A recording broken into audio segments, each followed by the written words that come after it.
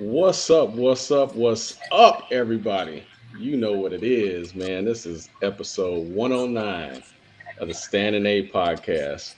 We got the usual suspects in the building, but for this one, we got a special guest. And what we're going to do, because we're short on time with him, we're going to respect that time. We're going to get right to the man, Mr. Hector Beltran. What's going on, Hector? How you doing, man? Thank you for joining us. Thank you for having me. Yeah, man. Hey, Steven, I'm gonna let you kick it off with him, man. Go for it. Right away, again, congratulations from all of us here at the Standing Eight on you guys being world champions. And as you can tell, your time immediately now you're just on full on go being a world champion. It's one thing to get there, it's another thing to stay there. So I know you got a flight. You're literally at the airport carving us in, and thank you so much for that. Literally, the flights behind them, first class, everything when you're a champion there. But give us Thank your thoughts, give us your feelings, give us just everything from the fight weekend. Me, Tommy, and Aaron were out there. We flew out from Texas that morning, flew right into the fight, right to see you guys, and then flew right back out Sunday. A whirlwind like you guys. Give us your thoughts. Um, well, I mean, I think Vergil did his thing. Uh, Obviously, I'm super excited for him. Just everything that he's accomplished to get to this point, everything that he's been through, not only with his sickness, but everything in him coming up and all the sacrifice that he's put, as well as his dad. I'm just excited for him, pretty much. As far as the fight goes, I mean, it was a tough fight as expected. That's what we expected. Firefight. Both guys have 90%, 97% chance knockout when you combine their records, and I think the fight itself speaks for itself. That it was a very tough fight, but I think at the end of the day, Vergil definitely outclassed him. Had it not been for those two called knockdowns, I don't think the fight's even close. In my opinion, I don't think there were close rounds, but I think he won most of the rounds. Without those two knockdowns, I don't think it's even close. Can you tell me a little bit or talk about that since you brought that up? Can you tell me about Virgil's character, like you mentioned, with the sickness, with certain setbacks? That is championship mentality. When something maybe doesn't go your way in the fight, because it's the boxing game, not everything's perfect every time you go out. But talks about his mental toughness as well as his physical toughness to come back from different adversities. And like I said, sitting here as a world champion now, and you guys all you've been there since the beginning. Talk about his toughness and you guys as a team's resolve. Well, I mean, if you know Vergil, you know that he was raised tough. That's just the type of person that he is. That's how he was raised. And coming out of Vivero Boxing Gym, everybody knows that when you go to that gym, you're going there for a tough, either whether you're going for a sparring or workout. That gym is known to bring out a lot of tough fighters, and that's just how he was brought up. I mean, I knew he had it in him. He just had to dig a little deep, and he did, and he came out with the victory. We saw when the knockdown did happen, he tapped his gloves and you could tell that that dog that's been there for his entire life started to come out because he's fighting with urgency and he's trying to now, as a fighter, as a boxer, make up for a knockdown that was scored, whether you agree or disagree. But now he's got to say, you know what, that happened, and now I got to turn up. And we saw his intensity rise because the dog came out of him. What are you Right. guys telling him in the corner? You guys are experienced and you guys are used to fighting and knocking people out. Now you got a guy that's, he's hanging in. What are you guys telling him in the corner? Basically, we knew the fight was close just because of the knockdowns. So Robert told him, "Hey, we got to win these last three rounds." Uh, um, he knew that we kind of knew that Serhii was taking the shots, even though he was getting rocked. I think he got rocked maybe like three times just with headshots where he looked like he was gonna go down, but he was real tough. So he ended up not, and we seen maybe like three more body shots that hurt him as well. But as the fight progressed, we were like, hey, you know what? Just go with power shots every now and then. Build a little bit of points, and just stay on him. Keep using your jab, and I think he executed that game plan perfectly. When we were sitting there live, me, Tommy, and Aaron, we're there, and early on, we see Vergil connecting to the body beautifully, where it's starting to staple Serhii's right elbow to his body, and then you kind of see the success now to be able to go up top. But credit to Serhii. I mean, he's European tough metal, and he hung in there, because he's a champion himself in his own right. And like I said, I think it speaks volumes to you guys, the team, that he took some good stuff. He had some good stuff happen, and it was a good back and forth. But like you said, the Vivero in him, the early days, his upbringing, it all culminates, and that's crazy. That's such a crazy cool experience that you see Vergil's timeline, because he's been a superstar in the making this whole time. But different things happen, and your timing is your timing. So what does it feel? You hear the judgment, you have Vergil's name called out, and that's something you guys have been working on for years. Yeah. And what's the feeling right then and there?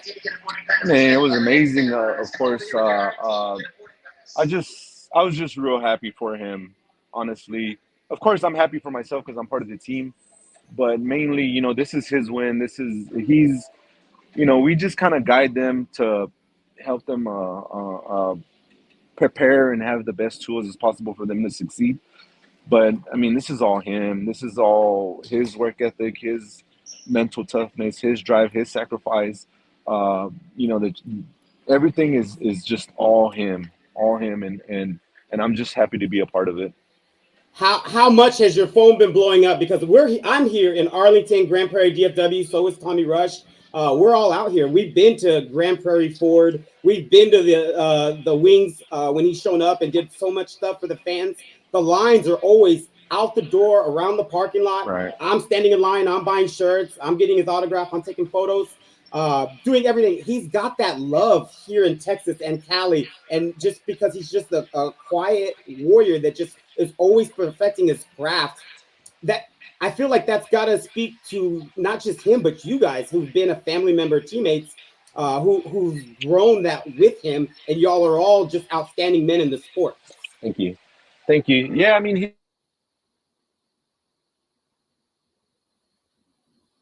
we might have lost him for a second. He's at the airport. Mostly talking in the ring, so I mean, it feels good that here in the DFW, he's loved, but there's certain, anywhere you go, there's going to be some type of hate, and it's all, I don't know why, but it's always mostly more at home than anywhere else. But I mean, not only in Dallas is he loved, in California, when we go to different places, a lot of people recognize him, and that's good to see, because it just speaks to how much he's worked just to get to where he's at. I believe that's a testament of success. If you don't have any haters, you're not probably doing anything right. Oh, can you hear me there? Maybe check. There you go. I can hear you if you can hear us, or maybe not. The airport's got a ton of Wi-Fi bouncing around. Yeah, you know how that airport Wi-Fi is, man. Definitely. Let's see. We'll give him a second there. Can you hear us there, sir? Hello? Yes, sir. I can hear you. I'll take it over to y'all. I can't really hear anything. Okay, not a problem. Well, like I said, if you come back, just feel free to say anything you like. But again, we're just so happy that you were able to give us this amount of time. So that was Coach Hector. If he's able to jump back on, that's great. But like I said, me, Tommy, Aaron being out there representing Tiffany, Courtney, the whole Standing 8 team from the jump. We were in Vegas, straight right into MGM, seeing everybody who's a part of the whole boxing scene, from judges, reporters, probably all Tiffany's friends, that they're all judges, Robert Bird, so many other judges that are out there. We posted the pictures. Gail, who's a writer, big time writer out there. We're just mixing, mingling. It was a great time. I'll kick it over to Tommy. You just let me know your thoughts and your feels. There's Coach Hector again. But I was just letting him know that it's a big thing if you have haters, like you said, even in your area, Vegas, wherever, because it lets you know that you're doing a lot of stuff right. You know what I mean? Nobody's punching down. Everybody's chasing the top dog, which is you guys, who are champions now. So you're going to get as much love. You're going to get equal parts hate because you deserve it now. Yeah, it comes with the territory, and I think we understand that. Sometimes it catches us off guard by the people that sometimes is the least people you expect. But I mean, it just comes with the territory, and Vergil's just focused doing him right now. How are you guys feeling? Like you said, now where are you jet setting to, and are y'all going to have a little bit of time off? Are you going to go back to the drawing board? What is y'all's team plan to say, okay, let's enjoy this win, let's savor it. We worked our asses off for it, but I'm sure Golden Boy, I'm sure Turkey, he was at the fight, which is a major thing. Anytime you have backing like His Excellency Turkey's out there, he's trying to make the best fights possible. He's throwing out you guys and Bud Crawford. I mean, what is it like after that one? You guys were kind of waiting on Spence Bud for so long, and now it's like the floodgates are open, and at the perfect timing with so much backing now by one of the most influential people in boxing right now. Yeah, I mean, there's a lot more opportunities now that he's looking more like appetizing to make those big fights. Credit to Turkey for trying to make those fights, and I think Vergil said it all along. He wants to fight the top guys. He wants to challenge himself, and it's not that he's hating or it's not that. It's just competition for him, and that's how he feels he's going to get better and be one of the top guys. Is just fighting the other top guys. So he's always said that. You've always heard that from him. Hopefully he can get, if he doesn't get the Crawford fight, hopefully he gets the winner out of Spence Fundura. But I mean, I think once a formal offer is sent his way, then we'll all sit down and talk about it. As for rest, I mean, we're definitely taking some time off. I'm taking 2 weeks off from the gym. Right now I'm going to Denver just for some other work that I have, and then just going back to the gym to help the other local kids that I have that are also training as well. So 2 parts for that. What does it mean to those local kids that they're like, wow, Vergil just did it? It's gotta boost them so much when you see them, when you're about to see them, to know like Vergil did it. I can do this. I can be the next man up. I can do those things. And then second part, do you feel like Vergil's a last of a dying breed? So your first, how you answered it, where, hey, I just want to fight the best. Where nowadays you have some guys that are fighting for legacy. You have some guys that are fighting for payday. What is it like? Because I feel like Vergil is a last of a dying breed, just a silent warrior assassin. Like, hey, just sign me up for the best, and that's who I'll be, win, lose, or draw. I want the challenge. Yeah, I mean, that's just the type of person that he's in. He's always wanted to fight the best, even in the amateurs. He's always shined at the national level, and it's just he's built that way. He's that type of fighter.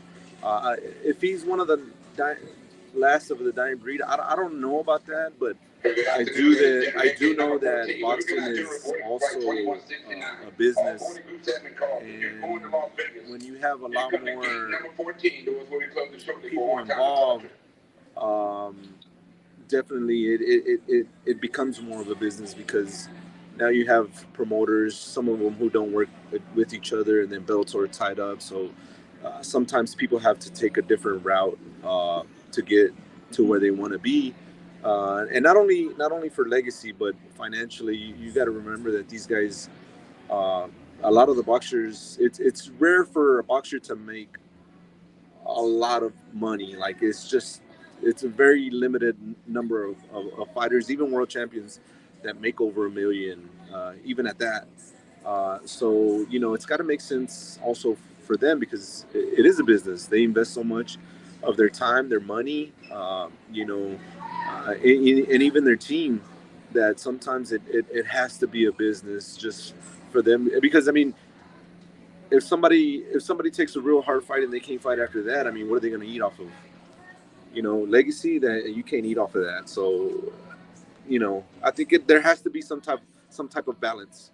So let me rephrase. I do apologize. I should have said throwback fighter. So not last of dying breed, a throwback fighter, where it's like, I want the best of the best. Where we see in boxing, a lot of guys are navigating as best they can to extend what they can do, just as you mentioned. And then just to circle back, what is it going to mean to those kids that see Vergil doing it the right way? Where we're fans of Vergil. We know he plays guitar. We know he loves his boba tea. And he's not doing a lot of crazy antics outside the ring. And it's a good, positive role model for you to have for your kids. And a lot of fans out there, they're like, hey, this guy, he boxes, he has fun, he's got a great team, and he's a champion. He's just doing things as the best way you can do it.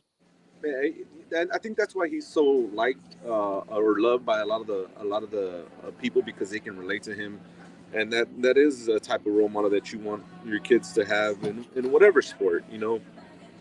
And definitely our kids look up to him, and they see the way he trains, and they try to be like him, but it's not easy. It's not easy, the sacrifice that he puts in. You know, he's not going to clubs. He's not, you know, for him, if he goes to a concert, that's what he does. So it's very, very, very hard to do. But yeah, he is one of those throwback fighters who is just a dog, and he likes fighting the best. So, I'm sorry. Go ahead. So yeah, that's I do love seeing that about him, and hopefully we can continue this run. I think you guys, Golden Boy, you know, they've been with you, Oscar, Golden Boy, you know, everybody that's a part of the organization. Golden Boy's very tight. They're always wanting the best for all their fighters. And like I said, now that Turkey's involved, I think the sky's the limit for you guys. But it's very awesome to see coming out of this GP DFW area that one of our guys here, a hometown guy, has made it. And I think it just does so much for our community. He got the mural out here in Grand Prairie Ford, all the stuff that he does. And like I said, it's just the fans line up to see this guy. So I think it's a great thing. And the last thing I'll say, and I'll let these guys ask questions, is I went to a Canelo fight, and Vergil was literally walking around in his Golden Boy shirt, introducing himself to the fans in the stadium at, I think it was Canelo Smith. And so I'm walking, I'm like, oh, Vergil Ortiz. I know this guy's going to be a superstar. Yeah. I take a photo. I'll post it in the chat or in our stories. But this guy's just a young kid, just quiet and just introducing himself like, hey, I'm Vergil Ortiz and I'm a boxer. And people don't know you're shaking the hand of a future world champion at a Golden Boy event. That's super awesome. Like I said, thank you so much. I know you're limited, so I'll let these guys ask anything they got. Thank you for the support. Yes, sir. Anybody else have anything that you may want to ask Coach Hector right now? If not, I'll do it again. If y'all don't have anything, I'm gonna maximize the time. Hey, I got one. So got the win. Very close fight. You know, we know what it was. It was a fucking brawl. You know, pretty much like a high fight of the year, you know, candidate right here. You know, we saw the results, we saw the scorecards, a lot of controversy around the scorecards. But tell us, you know, there's been a lot of talk afterwards, you know, and you know, we've seen some people be pretty vocal, namely one Tom. Tell us what you think about like his views on the fight, you know, and what he thinks. I mean, obviously he thinks his guy won the fight. And that's you know, to be expected. But tell us what you think about some of the things that have kind of been said as far as you know, the face bruise, like all of that stuff. Like, you know, talk to us a little bit about that, man. Tom knows boxing, and if he's gonna talk for his guy, I mean, that's just his job. One of the things that a lot of people don't know is that they put their eggs in one basket for this fight, and they didn't even think his boy was gonna win. And I say this because they put so many demands for this fight for Serhii to make the most amount of money, kind of like cashing him out, because they didn't believe that he was going to win. Now, they didn't think he was going to do as good as he was, but you know, they were throwing out ridiculous amounts of money and so much and having so many little petty things to hey, sir, his name needs to be first and he needs to walk out first. And it was just a ridiculous amount of things. And we were like, okay, does he want to fight or does he not want to fight? You know, the manager Rick said, "Hey, you know what? We're gonna go somewhere else." And they were like, "No, no, no, go, okay," because Serhii's never gotten paid the way he got paid with Vergil this time. So they know who won, and of course they want a rematch. They want to get paid again, and whether he deserves one or not, I think the way that they went about it, talking as much as shit as they were, uh, had they been just up front and said, "Hey man, you know what? That was a close fight. I thought we won," then maybe he would have got one. But at this point, I don't see him getting a rematch just because of the disrespect after the fight. And Virgil's just like Canelo, and he's just like that type of guy. You know what? You're gonna come to me. You're gonna show me respect, or I'm gonna take the respect. But don't come here, saying one thing and then trying to shake my hand and want to be my friends, and then act a certain type of way that's different from what it was before. You remember, we shared a gym with him. Uh, we had the same trainers and stuff like that, so that kind of rubbed off the wrong way to us. So that was more of the letdown business part of boxing that we kind of didn't like. But it is what it is. It's business. Yeah, no, and I understand that, man, and like you said, um, there's different ways to handle it, and what I can say, and kudos to you all, as a team overall, y'all have handled it graciously. That's Appreciate it. been one thing that you know it's been a staple to the camp, to the team, to Virgil, to all of you all, that there is an extreme amount of humility, and that continues to be shown even in the face of some adversity when it comes down to some tension post fight, and a lot of these things that are being said kind of running the social media game a little bit. Yeah. So it's definitely a testament to how you all are handling it as champions. Yeah, and even before the fight, they went on a social media tour saying that Virgil was unprofessional, that he wasn't making weight, that the WBC was required, and we're like, he's sending his weight. Like, I mean, I don't know where this is coming from. Virgil's never not ever made weight in one fight. Now he hasn't fought because he got sick, and he's been like maybe like 3/4 of a pound over, but he ran it off and made weight. So there's never been one fight that Virgil has missed weight. Yeah, yeah, and there's again social media game. There becomes a lot of chatter, a lot of talk about things like that, and so like you said, the proof is in the pudding. The facts are the facts, and you can't dispute those, and it is For what it is sure. there. A quick question, just from one of our esteemed colleagues, Jaime Garza, Jimmy Blue, asking just what was the biggest difference between Boychik and Madrimov in sparring with Virgil. Believe it or not, uh, in sparring, fucking, he doesn't want to say it, but he beat his ass. He whooped. I'll say it. I don't care. At that time, Virgil was getting ready for Aegis. He was sparring.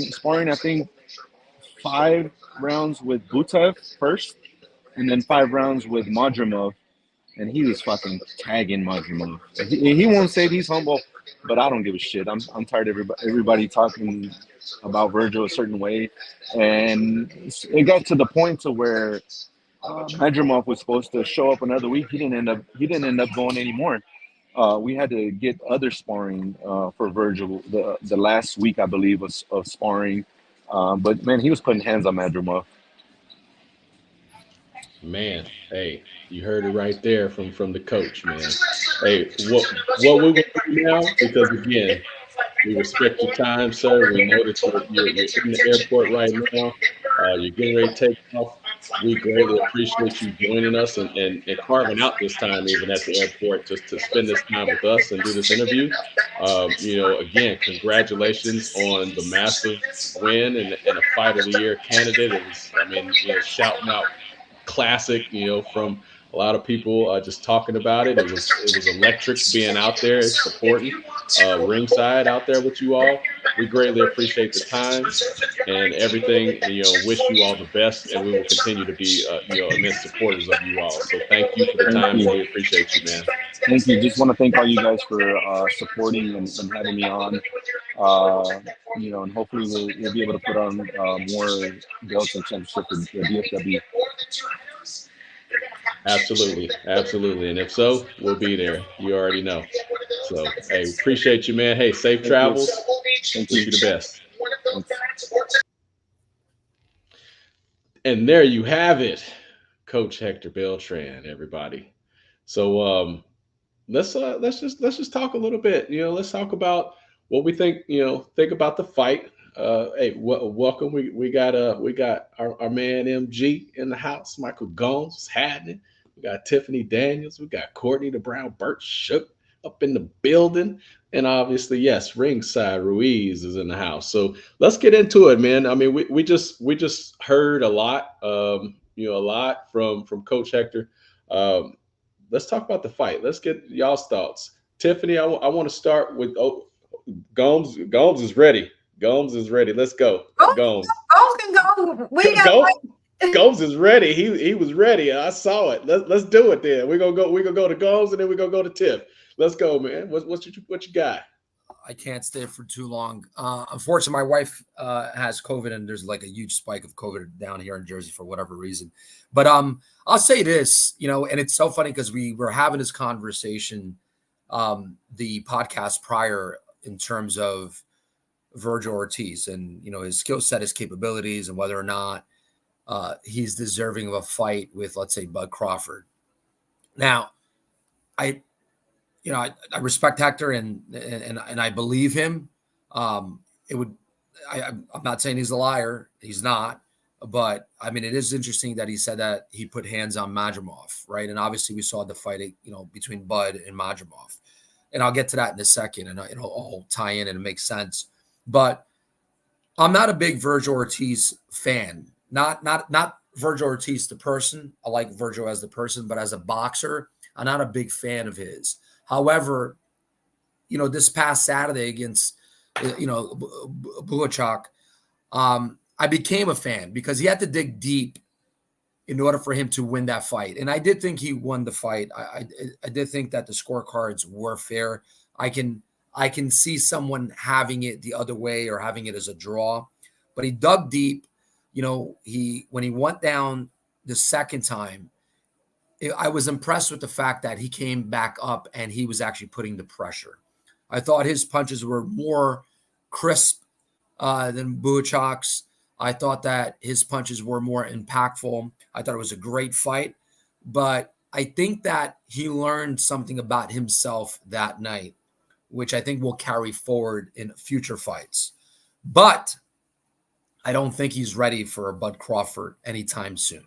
Right. If I am Bud Crawford and I'm his camp, that fight makes a lot of sense for them right now because it's a sellable fight. And I think that the risk reward for Bud, right?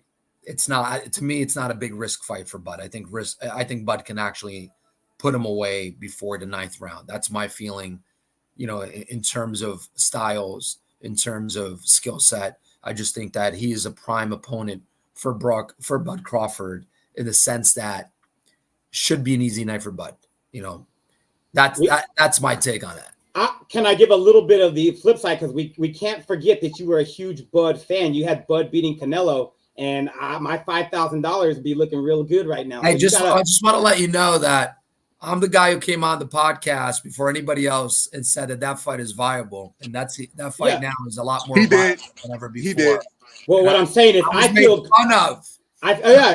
But now you see why a little bit, because like I said, there's a little bit. I'm gonna be on the other corner because Bud didn't look super invincible on his last fight either.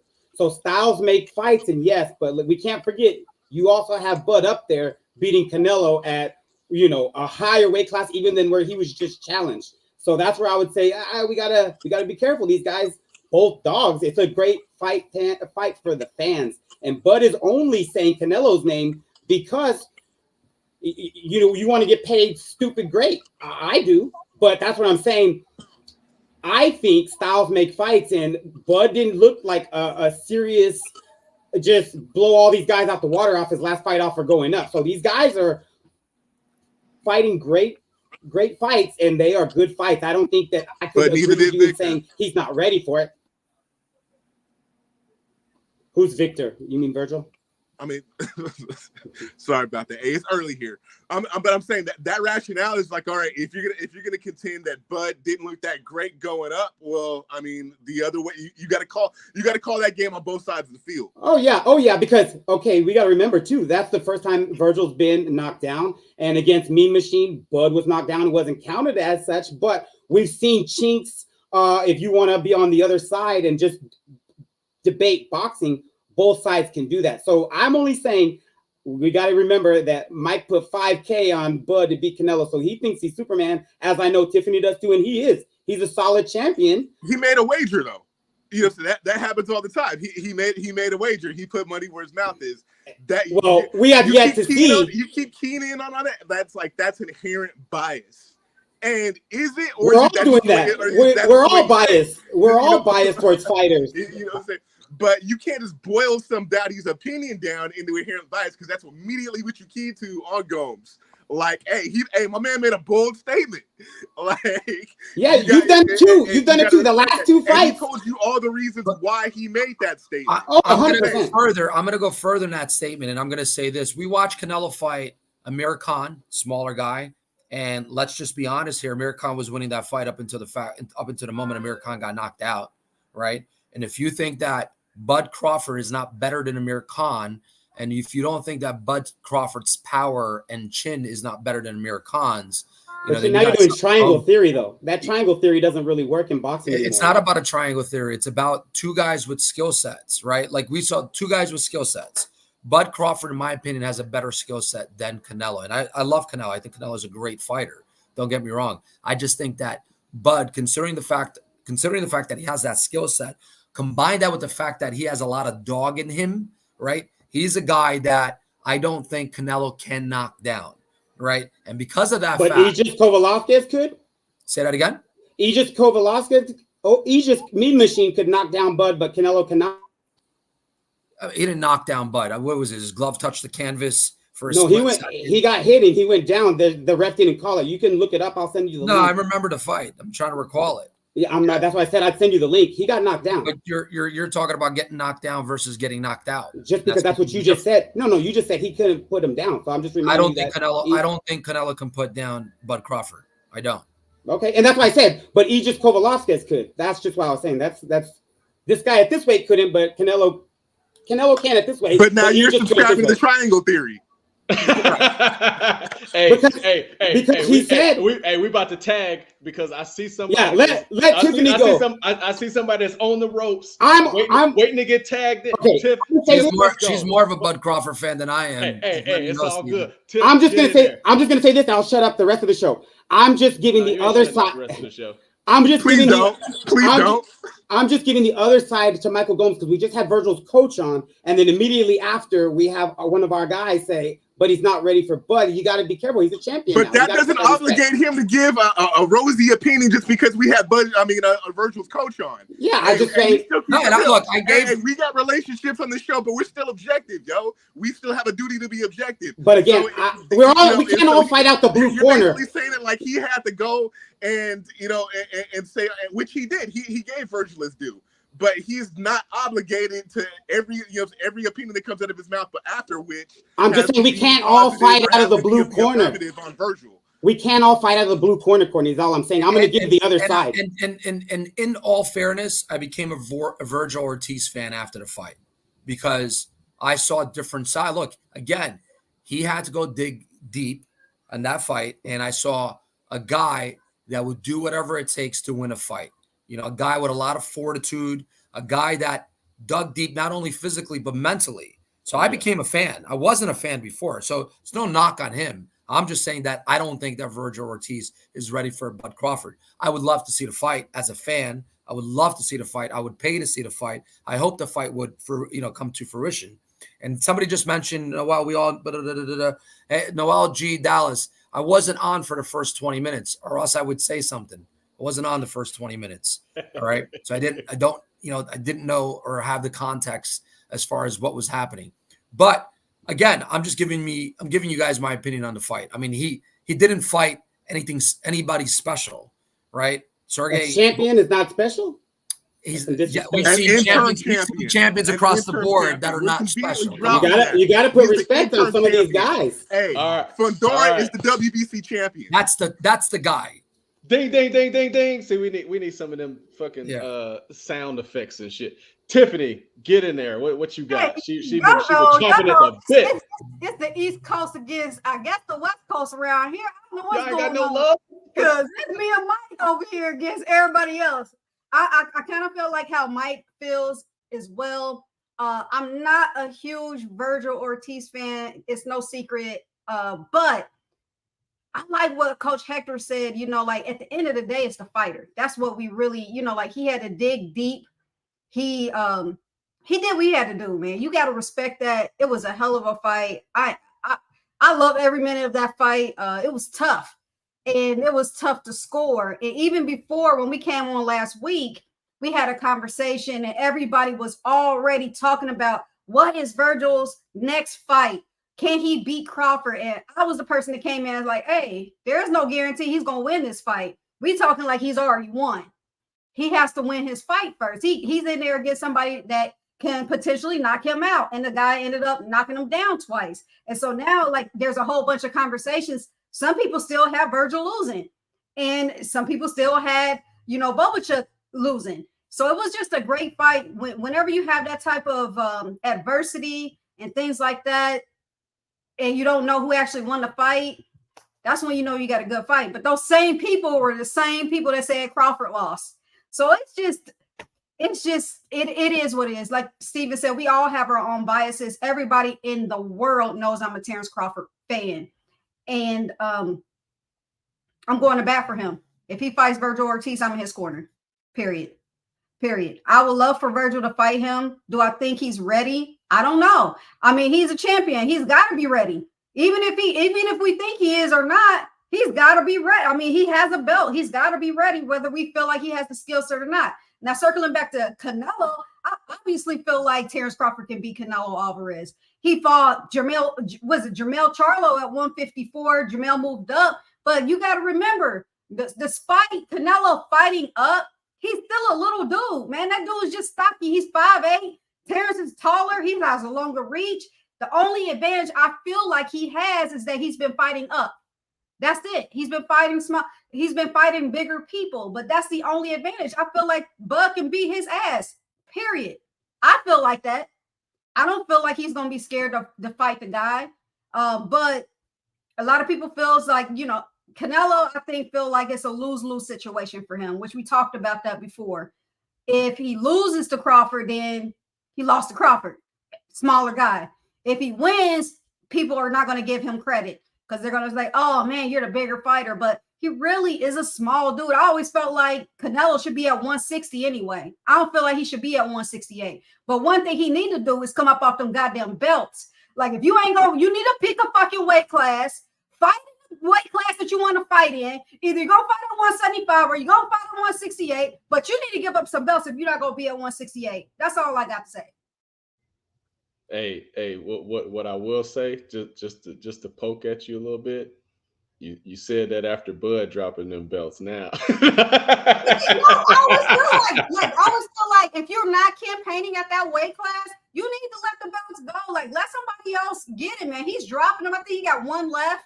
He's gonna drop that belt. He's not they stripped him of one off the rip and gave that to Boots, but then he started to let go of the other ones. Has anybody stripped Canelo? And he's been the IBF stripped Canelo. Did he get stripped finally? How long did it take? IBF they stripped him. Now it took him forever to strip the Charlos too, which I had a problem with. Like, it took forever. Like, man, like it happens in boxing. Yeah, it has to be. You gotta get the fees. You can't have a belt with no champion sitting in them. So you gotta respect to Tiffany. Yes. Hey, if you're not fighting, you're not campaigning. Like, I used to have a problem with Gary Russell. He'd fight one time a year, and I'm like, bro, this guy's a belt holder, and this guy never fights. And you have other champions that are just super active, and that's what boxing fans want to see. But at the same time, if I'm the WBC, you're the IBF, he's the WBO, I'm not gonna run a business with nobody repping my belt. Sorry, that's not what it is. That's true. They They need to be more consistent. And now, you know, with the new thing, I know we're going to talk about it later with like box rec and stuff. I think some changes are going to come to sanctioning, you know, sanction holders. And guys, let's be honest, all these fans, we got all these champions. It cost them money to have that belt. It's not cheap. It's not cheap to fight. It's not cheap to be undisputed, unified champions. They are paying to have those belts. So let's be, you know, if they want to be a champion, they got to pay. Period. They got to pay. I have a question for Tommy or Mike or any of y'all. Do you think you want to get to that level of a Tank, a Bud, Canelo, where I'll get the belt, I'll say that I did it, and then I'll drop that sucker fast? Because Floyd was great. I mean, Floyd is a businessman. Floyd was a boxer, TBE, everything to go. So he was grabbing belts and then dropping them because it's like, I did it, but I'm not going to pay y'all. Everybody knows who I am. Do you get to a point where you are a Canelo, where you are a Tank, where you he are has certain organizations he would do that with? The thing is, Floyd Mayweather was a WBC, WBA guy. And if you look at it, those organizations towards the end of Floyd's career, they pretty much let him do what he wanted to do. In terms of, at one point, Floyd was the unified WBA, WBC welterweight and unified WBC, WBA junior middleweight champion at the same damn time, which we already know is like, it always says in all these sanctioning bodies bylines that they're not gonna sanction a champion in two weight classes simultaneously. But Floyd did that shit. The IBF and the WBO did not let him do that, so that's why he really didn't mess with them. But like, as far as you never really saw Floyd fight for an IBF or a WBO strap. And even when he took Pacquiao's WBO belt at welterweight, he immediately gave that to Jesse Vargas. You know what I'm saying? Like, he was done with that immediately. So I mean, to answer your question, as far as like, do we see guys get a belt and immediately give it back? I don't think we're really seeing that, and I really don't think there's a precedent of seeing that. Especially like in the past, you know, say decade or so. The thing is, these guys aren't paying rent to keep a belt on. They're paying a sanctioning fee when they fight for the belt, which is pretty lofty. It's a percentage of that purse. It's 3%, right? What's up? It's 3%, right? 3%. Yeah, it's 3 to 5%. It's, you know what I'm saying, it's pretty lofty. But like, there seems to be a notion that these guys, like, oh well, you know, these sanctioning bodies, they got to generate revenue to have these guys with a belt. Well, they're only getting that one time. You know what I'm saying? So I think it's the relationships these sanctioning bodies have with particular fighters. Steven, you said we all operate with bias. I mean, that's a clear example of the biases we operate with. I mean, at the highest levels of the sport, and I think that's to a detriment of the sport to have a guy being able to camp out in a belt. But I would think for the sanctioning bodies, they can generate more income if it's about that, with saying, all right, you paid us your 3 to 5% to declare champion.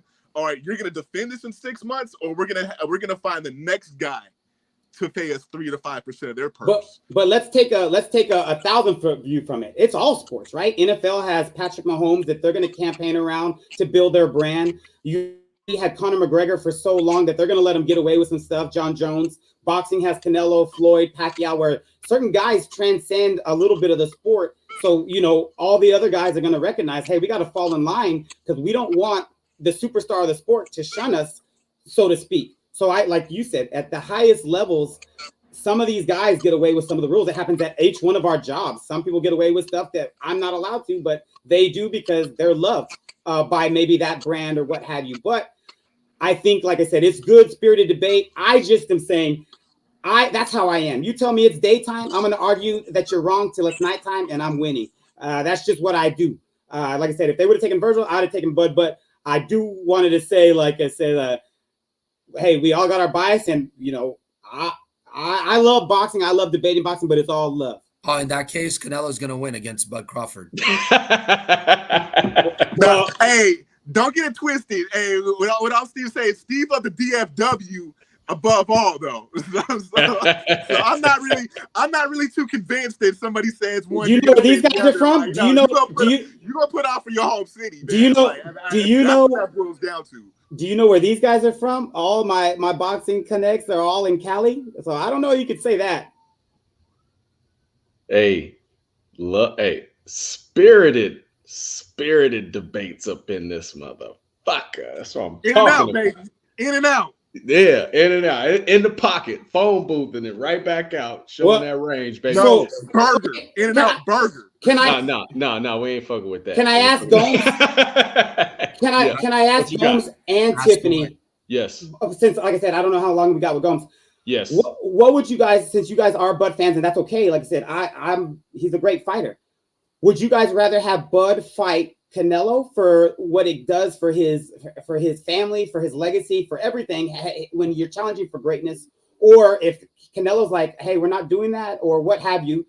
Who do you want to see Bud fight next if it's not Canelo? Because we saw here recently Turkey saying that, hey, the only name that Bud keeps throwing out is Canelo, and rightfully so. It's a big money fight. But if it's not Canelo, who do y'all, as a fan of, like I said, Tiffany and Gomes, who would y'all want to see Bud fight next? Would it be the winner of Spence Fundora, or do you want to see him rock against Vergil? Is Mike gone? I think he's spinning, right? Yeah, it's spinning. It's spinning. Well, I mean, I guess I'll go until Mike comes back. But I guess the whole idea was if he can't get Canelo, the whole point is to make history. And that is either making history fighting Canelo Alvarez or make history as 3-time undisputed, whether he does it with Vergil Ortiz. I think, is Vergil Ortiz an interim champion? Yes. Yeah, interim. So Sebastian Fundora has 2 belts, right? Yes. Okay, WBO, WBC. Yep. So what I would suggest is to fight the winner of Sebastian Fundora and Errol Spence. I mean, that could potentially get him there a little bit quicker. I mean, he'll have 3 belts, and then he'll just fight Vergil on the last fight if Vergil still has a belt, or whoever is the full champion in that division. That's just my thoughts on that. But like I said, if you can't get Canelo, the whole idea is to make history, 3-time undisputed, or fight Canelo for the biggest payday of his career and still make history because he will have beaten Canelo. So either way, it's going to be a legacy for him. This is a legacy fight. Just like Canelo. You know, I love Canelo. I'm a big Canelo fan. I've been to several of his fights. I love the energy. I love being there. And he's fighting for, not anymore, but he was kind of like fighting for like legacy. And, you know, trying to do things that people had never done before. But, you know, the last fight, maybe like this Berlanga fight, I just can't make sense of that. But and I don't know. He's lost me on that fight. But that's how I feel that's what he's going to do. And he's brought up the champion. So we got Terrence Crawford, Sebastian Fundora, and then IBF. So technically, he doesn't even have to fight Vergil unless he wanted to. Well, can I say, not technically, can I just throw this as a thought thing? Turkey is in California campaigning for a Vergil and Bud fight in the stadium that night. Turkey walked by, I could have touched him if I wanted to. That's how close we were, and he's in there campaigning for Vergil Bud with Oscar De La Hoya, and, you know, that's what they are trying to create some buzz about. So when you have the biggest piggy bank in boxing campaigning for it, I mean, that's some good odds if you can't get Canelo. That's some good odds, but like I said, I was looking at the list.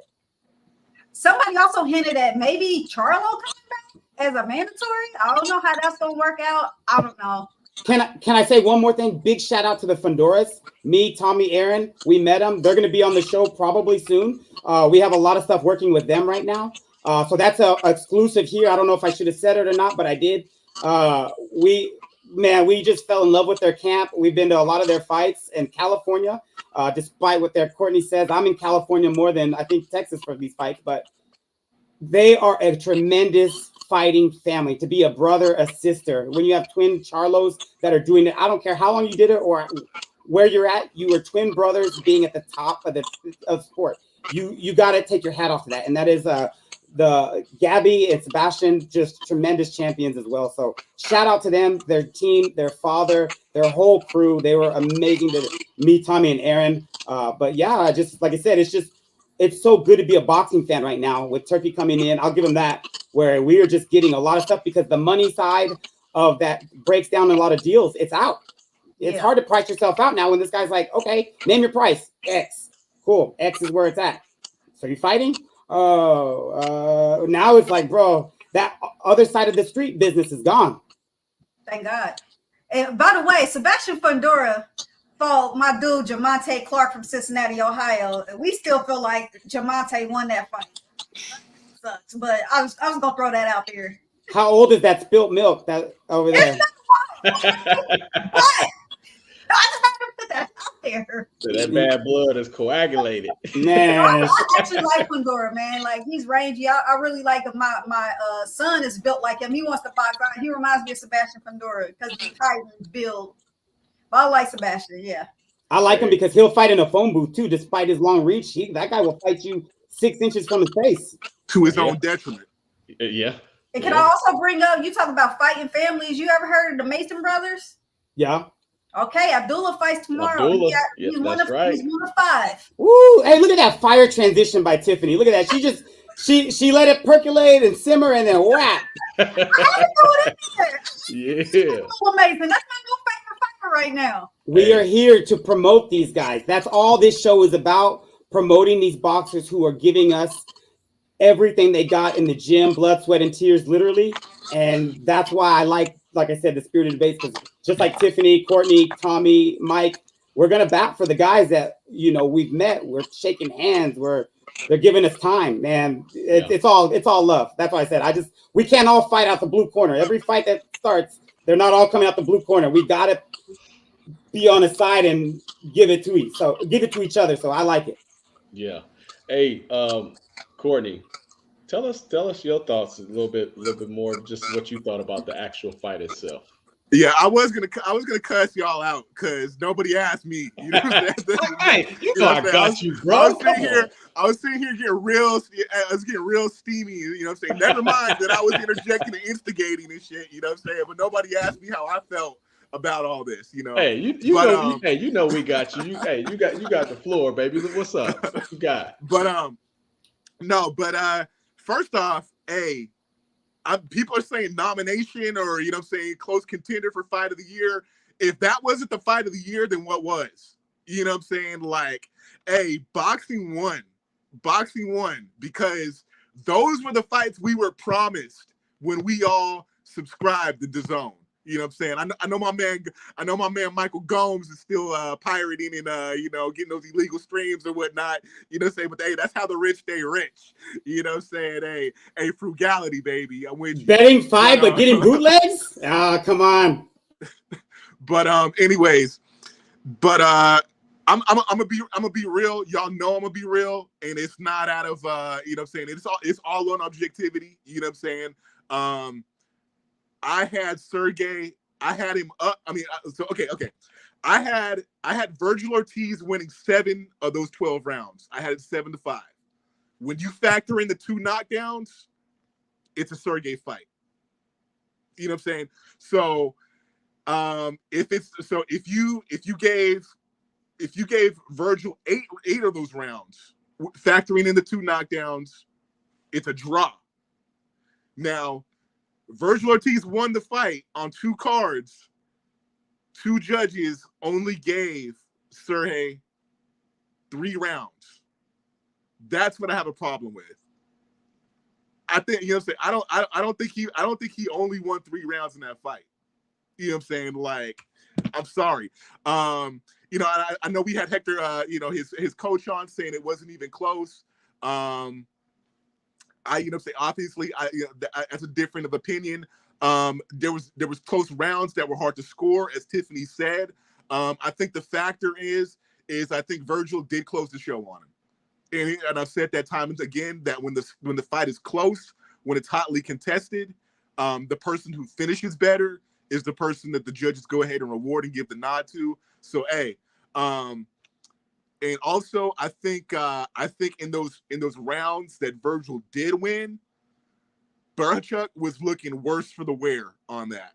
And it showed. That was a tremendous testament from him that he stood up and he wasn't going nowhere. And it's a crazy thing in the fight. You guys know how I like to tie in the geopolitical references with boxing, because I believe we're more than boxing fans or just boxing fans. We pay attention to what's going on in the world.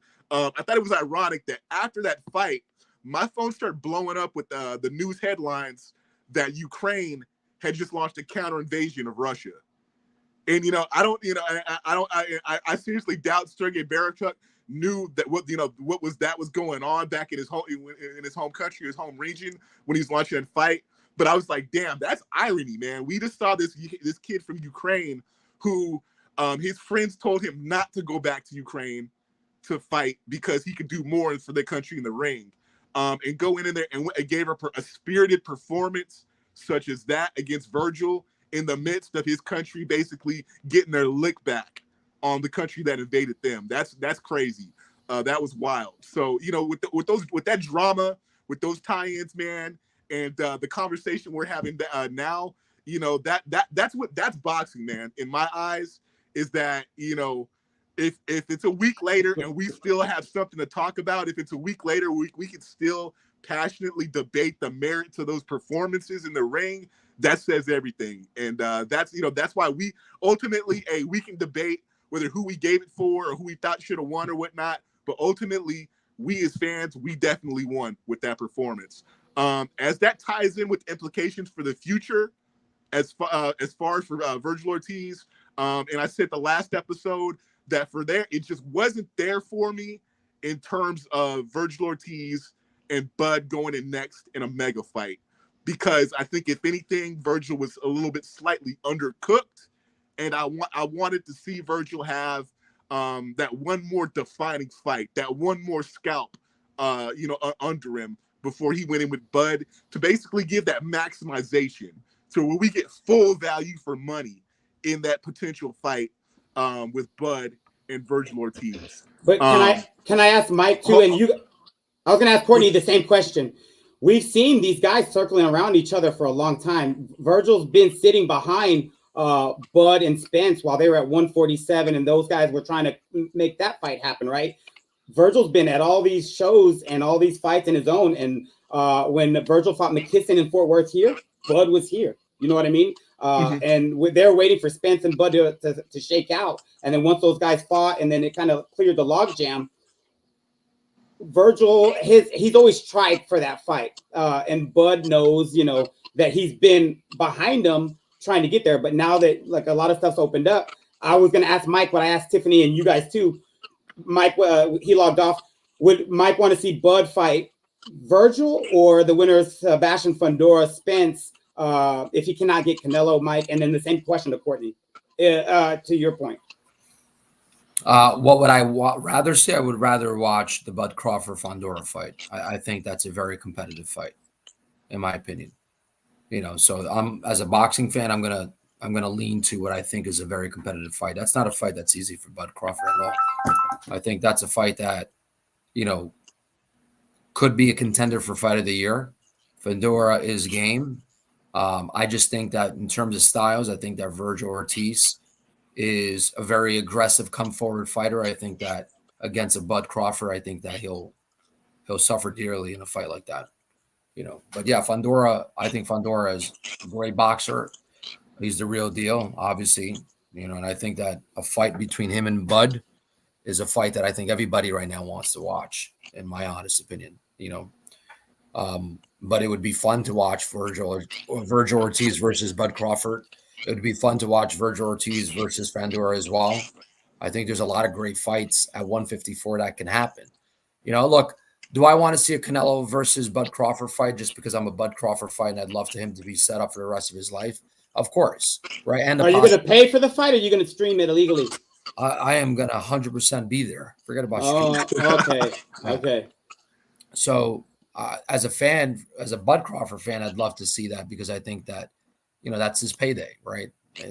That's his kids will be taken care of. His grandkids will be taken care of after that. I think he's there now. I think his kids are set up now. It's easy to run through $10-15 million in the U.S. That's like easy. Like that's not. I've watched people around me with that kind of net worth lose it in 5 years. Like it's very easy to blow that kind of money. Trust me. 10 years ago, I probably would say different, but now, being around a lot of people being worth that high net worth type of clientele, that $10 million, you could ask them, they'll tell you that's not a lot of money. You got to understand, guys, like, you know, when you're a boxer, when you're an athlete, you're not living the same quality life as an average person that's making $300,000, $400,000, $500,000 a year. You know, you're spending a lot of money, like, and you have people to take care of, right? I'm sure Bud has lots of family that he's taking care of, and that adds up, right? We've watched athletes make $100 million and lose it, right? In the case of like Mike Tyson and many others. So I just went through my last check, poker baby. What's up, Jaime? Yeah, I don't think Bud is set up yet to where I think he wants to be. And the Canelo fight will set him up for sure. He's not broke, and he's not going to be broke anytime soon. But, you know, there's plenty of boxers out there right now that have been in the game for a long time, and they're not set up. You know, so I think that's why Bud is going to chase that fight, because it is, in my opinion, is generational changing type of money. You know, but you know, a fight against Fundora, he's going to make a fight against Vergil Ortiz. Can I ask Tommy? You know, because Tommy's doing a great job mediating. Because Aaron's running all this behind the scenes. So shout out Aaron Sorial, our partner there. Big time shout out to Aaron. I want to hear a little bit of Tommy, if that's okay too. What are your thoughts on? We met Fundora's team. We just had Hector on. Tiffany's plugged in with Bud. We've got so much going on right now at 154. We can't miss. Like Mike Gomes said. Courtney said, bro, I can see Vergil fight Fundora. I can see Vergil fight Bud. You know, the Charlo could be back in the mix. Like, these are all great fights. What are you seeing? What are you liking? You know, fresh off this, what do you like?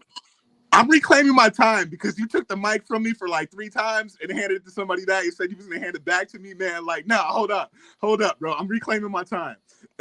Okay, hey, sorry. First off, I want to say, as far as Mike Gomes, the illegal streams, that's allegedly, because I'm not trying to get my man caught up there. That's allegedly. I don't know. Hey, I was waiting for that shit. I was like, know. Damn. I like how he never denied it, though. You got to drop them like Jesus' Mero. But and my man Mike Gomes said average person 400, 500 grand a year, man. Like, dude, come on down, man. I made 55 grand last year, bro. No flex. No.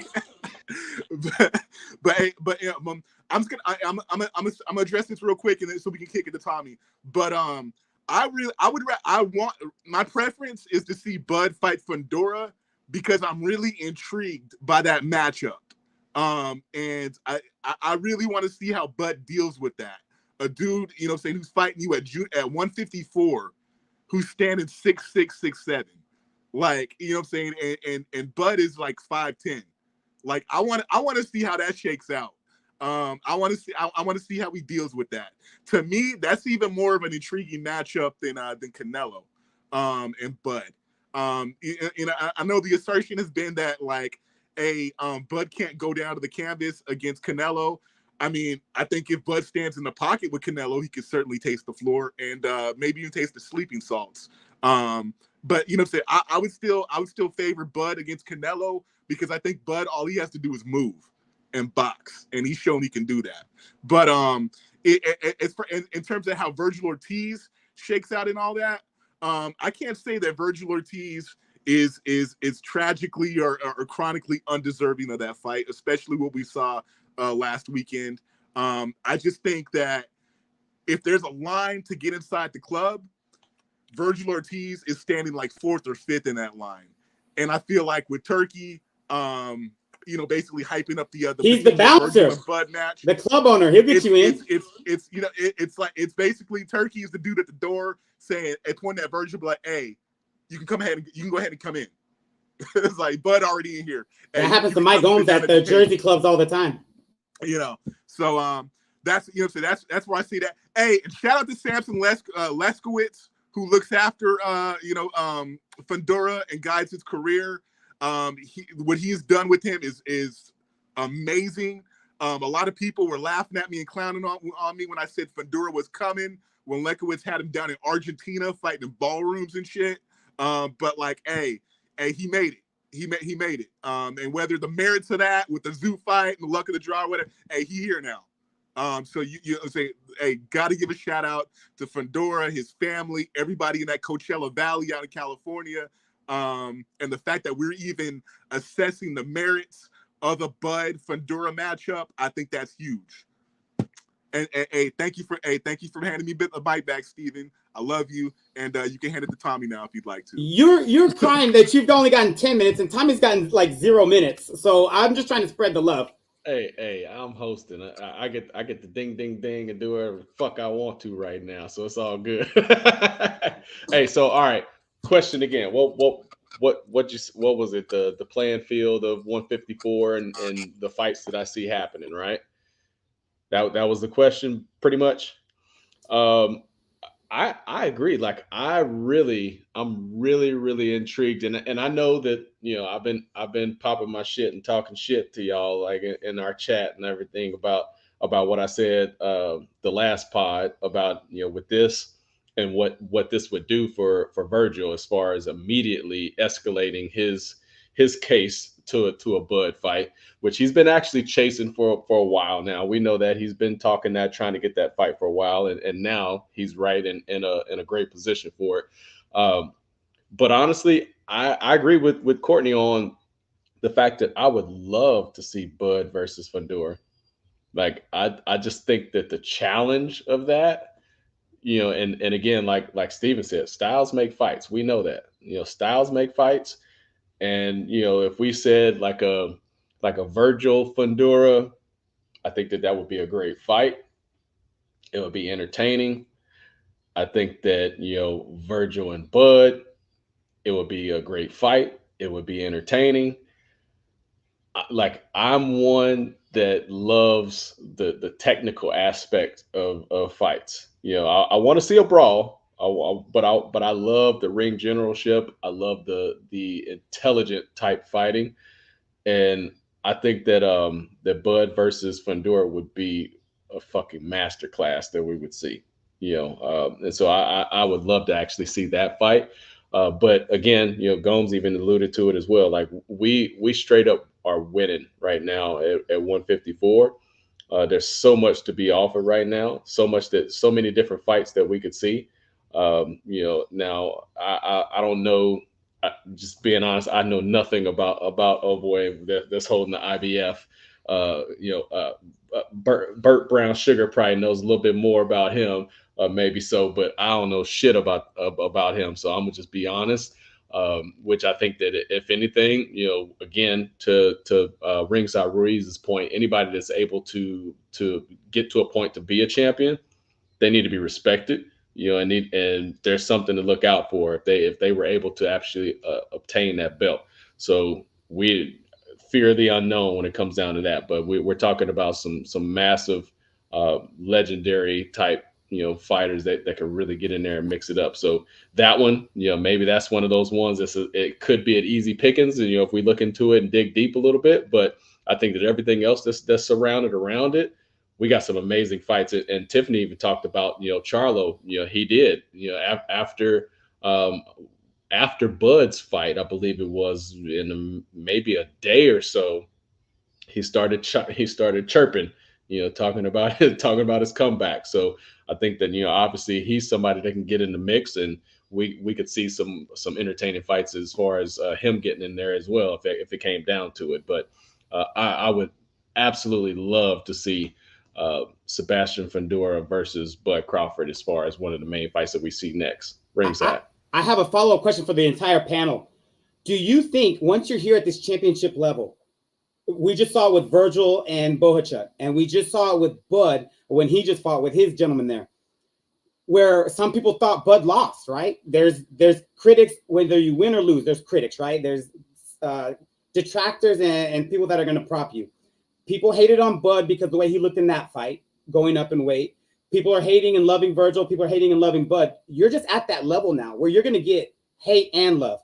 But the styles make fights like we talk about. We're winning as boxing fans. Do you think that's just boxing fans in general? That's a sub part of boxing, or that's people like us that are going to just nitpick the hell out of it, where these guys, just not every fight is a knockout. Competitive fights are not always robberies. It's just a competitive fight, champion versus champion.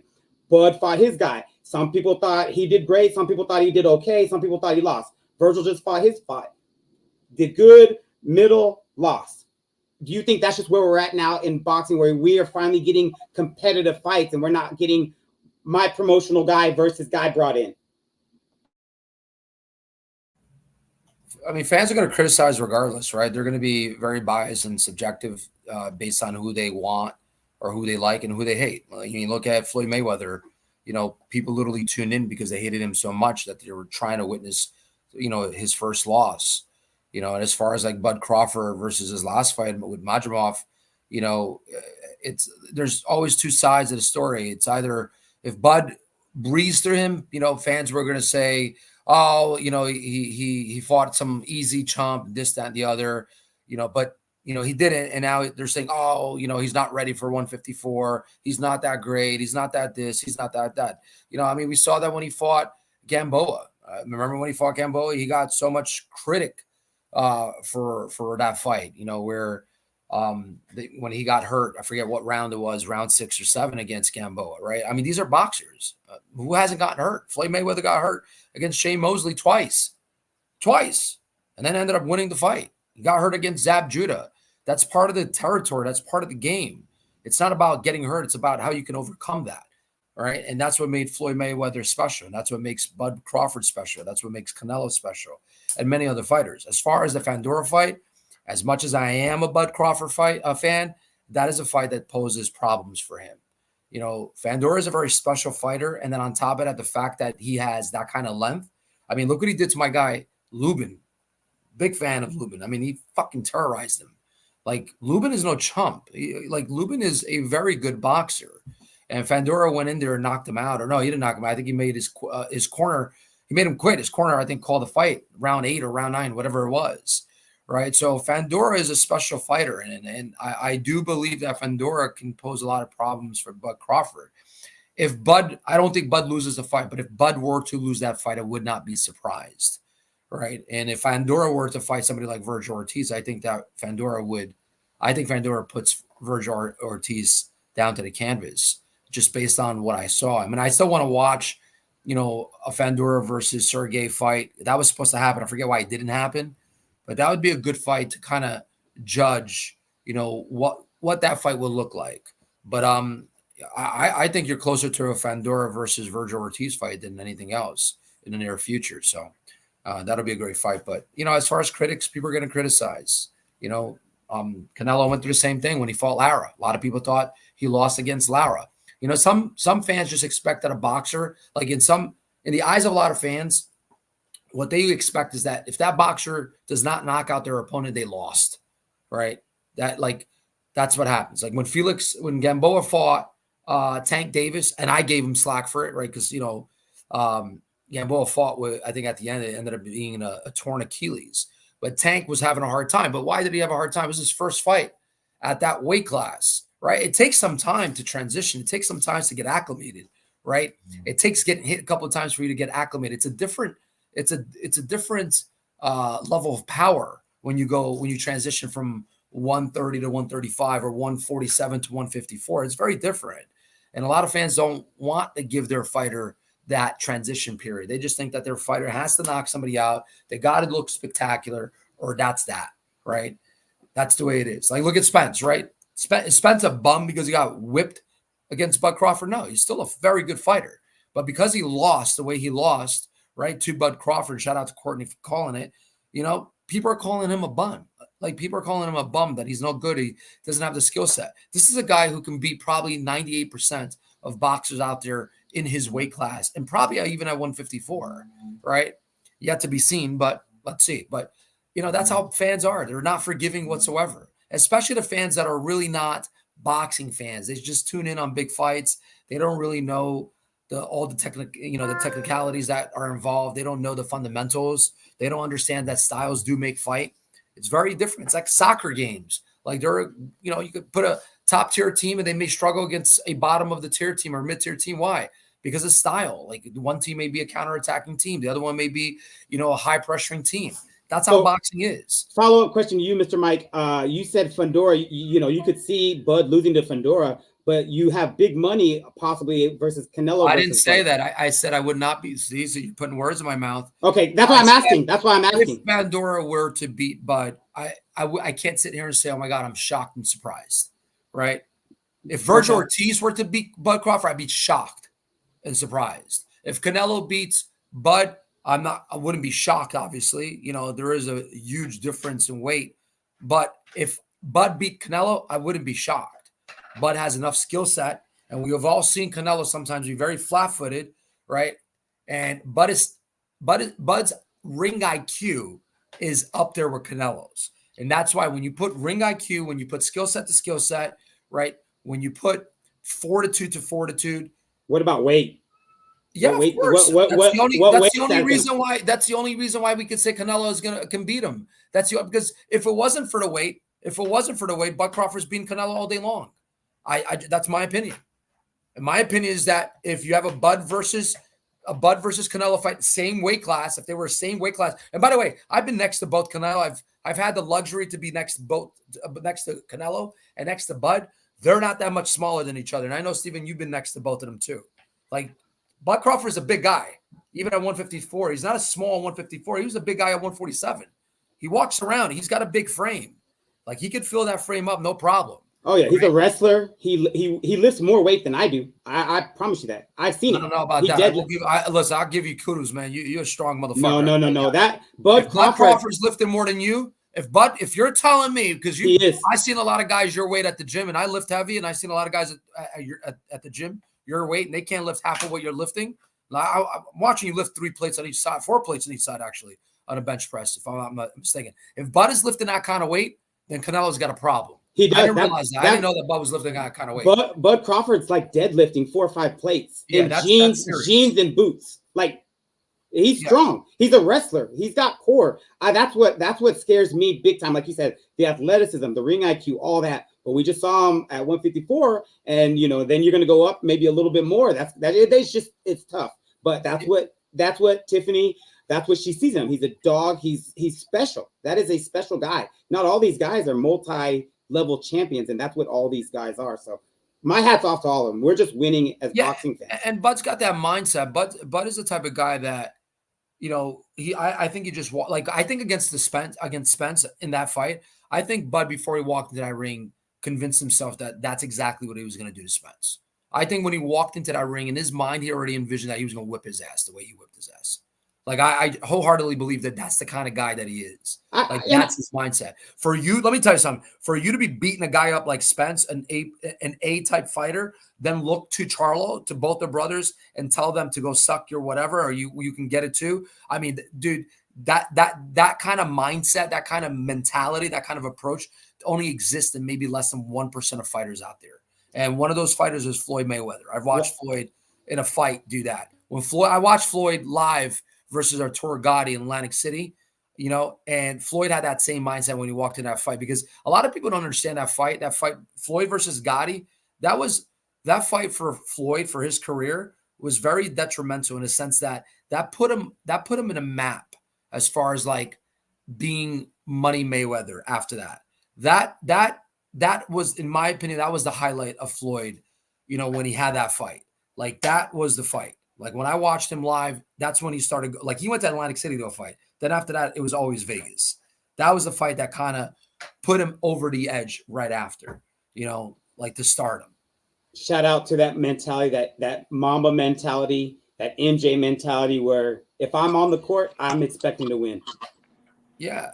And look, I hate to tell you, but when you have that mentality, that supersedes sometimes a little bit of the skill set, And you look at Kobe and you look at MJ. I mean, obviously MJ was great, but Kobe coming into the NBA wasn't the player that he was. And I think that, he developed his mindset to a point where his mindset corresponded, or his body ended up corresponding with his mindset. These guys pushed themselves through. These guys, like, they convinced themselves in their mind that they are going to be this sort of person or this type of athlete, and they get there. Look at Conor McGregor. Like, people don't, like, if you watch his documentary and you follow Conor McGregor, one of the most fantastic things about Conor was his mindset. It's literally what made him beat Jose Aldo in 8 seconds. If you watch the interview the week before his fight against Jose Aldo, he calls it exactly how he beat him. He literally said exactly what he was going to do, and he did it. And he did that several times. Like, that isn't luck. That really isn't. If he did it once, fine, that could be luck. This guy did it several times. It's not luck, guys. Mike, literally manifest this shit. Mike, breaking news, because me and Tommy are in a big boxing chat with a lot of media guys, right? We have a guy in our group says, tell Mike, I got 5,000 more for, I guess maybe he's talking about Canelo, Bud, but then also I think he might even have said maybe 100 on you versus Bud, but it's good for it's good for boxing, man. We have people in there that are like, put the money up, because that's what I love about boxing fans. When you're my guy, you're my guy. You know what I mean? We saw fans fighting in the arena during Gabby Fundora fight. People are juiced. They're riled to go. And when you have, like we saw Bud versus Spence fans, man, it could have been real bad out there. But, you know, it happens. It's boxing. You have families. You have riders for both of these squads. It's great. Yeah. Can I remind Mike that I think he was gone, that Sebastian Fundora fought Jamonte Clark from Cincinnati, Ohio, and got a split draw? That's a southpaw too, tall southpaw. So I don't know if you were here for that. No, I wasn't. So I was just bringing up, you know, you was concerned about Bud fighting him. He was fixing his illegal cable setup. It went out. Allegedly. Got sprinkle him. Allegedly. I just think that tall. What was the name of the guy? What was the name of the boxer that ended up in the wheelchair? The really tall one. What was his name? Paul Williams. Say that again. Paul Williams. Yeah, like former member of our boxing. Paul Williams is great, and he posed a lot of problems. He posed a lot of problems because of that height. He's going to be at the. I think he's getting inducted to the Atlantic City Boxing Hall of Fame. He is. That's right. I want to go. I don't think I'm going to be able to make it though. But, you know, Fundora is like what, 5'4"? He's like 2 inches taller than me. You're like, Steven, you're 5 feet on a ladder. Steven's 5 feet bigger like me. Bro, we saw him at the fight. We took photos with him. I'll post it here in our group and everything, man. That guy is he's a spectacle, man. Like, he is great to see. He's good people. The family's good people. Like I said, they are great people. We're going to have a lot of stuff going on with them. That's an exclusive that, like I said, we're going to put out here right now. We are fully expecting to have them all on the show pretty soon. So shout out to them. It's just, we got so many great things going on in boxing, and it's a great time to be a fan. All right. Hey, we went pillar to post on this shit right here. Fucking love it. Let's talk a little bit about the Olympic boxing. I know that was an upcoming topic. So just, you know, we're just gonna get everybody's thoughts. Just, you know, the things that's going on with the Olympic boxing. You know, it being back or not, like just the landscape of Olympic boxing as it stands right now, and some of the things that have gone on have been talked about. So let's what I want to do. We're gonna kick it to Courtney first, then we're gonna kick it to Tiffany, and then we're gonna kick it to Mike, and then we're gonna kick it to ringside. Courtney, give us your thoughts, man. All right, man. It's gonna surprise a lot of people to hear me say this because I'm such a boxing head, and you know, and that's at all levels, whether it's, you know what I'm saying, the highest levels of championship boxing, the higher weight classes, lower weight classes, women's boxing, amateur boxing. Like, people don't even remember the group. I did an amateur hour where I was showing, you know what I'm saying, I was showing great amateur performances or whatever, just because, you know what I'm saying, I'm all about the boxing at all. It's, to me, it's just boxing. And I love the Olympics. You know what I'm saying? For 2 weeks, every 4 years, my life stops because I keep it visual, you know, because I have a nation to root for.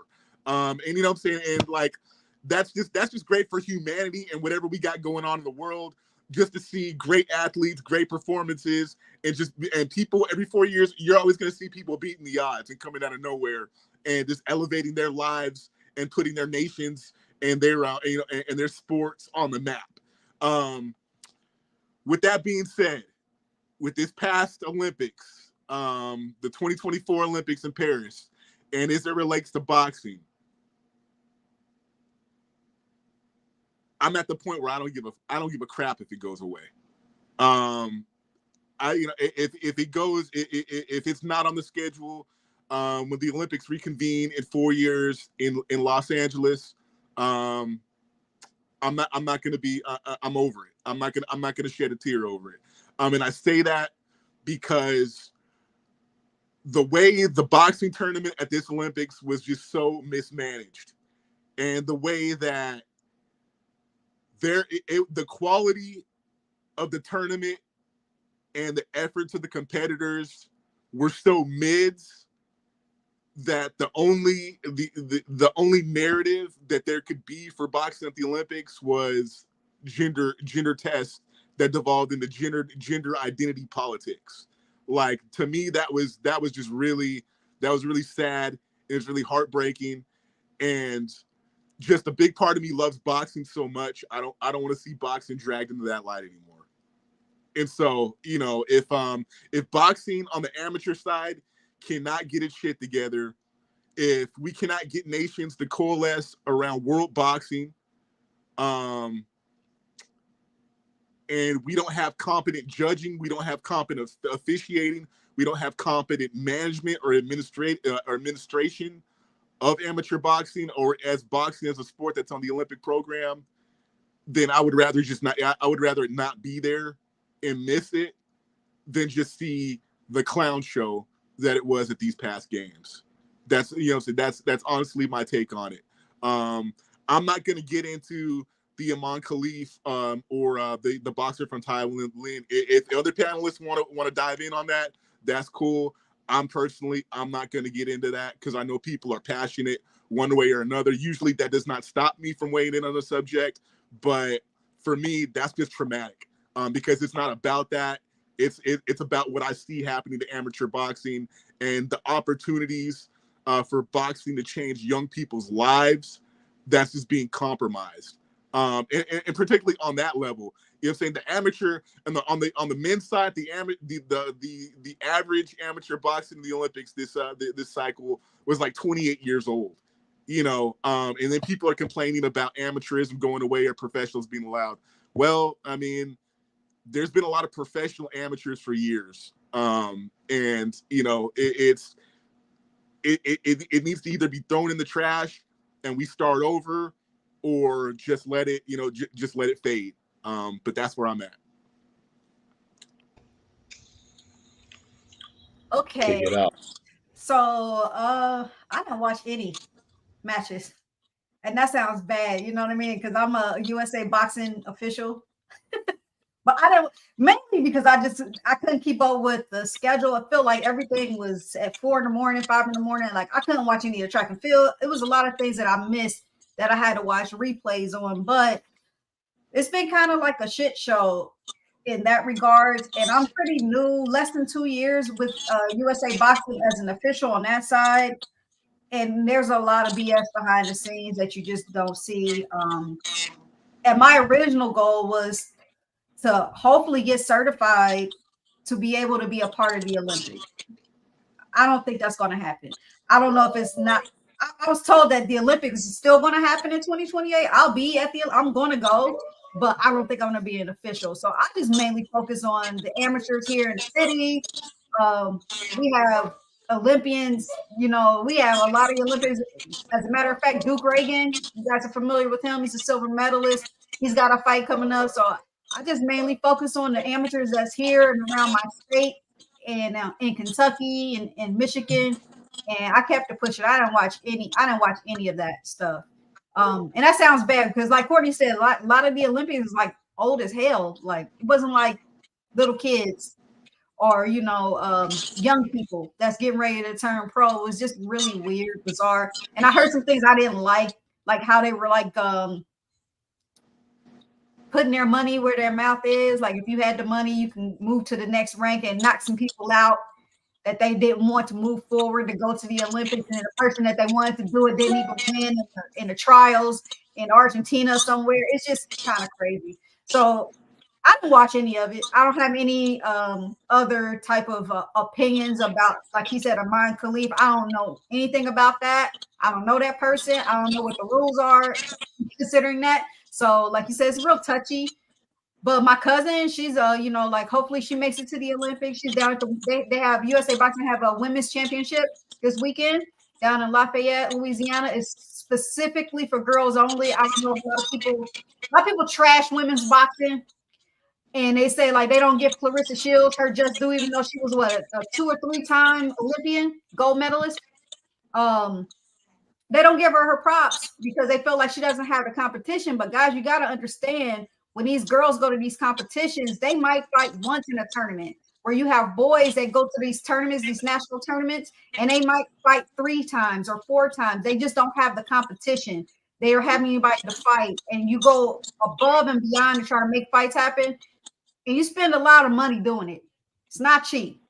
So I wish people would give Clarissa, and other females, all the other women that came up through the ranks, a little bit more respect. And that's where that is. But that's it. That's all I have. Great take. Ringside.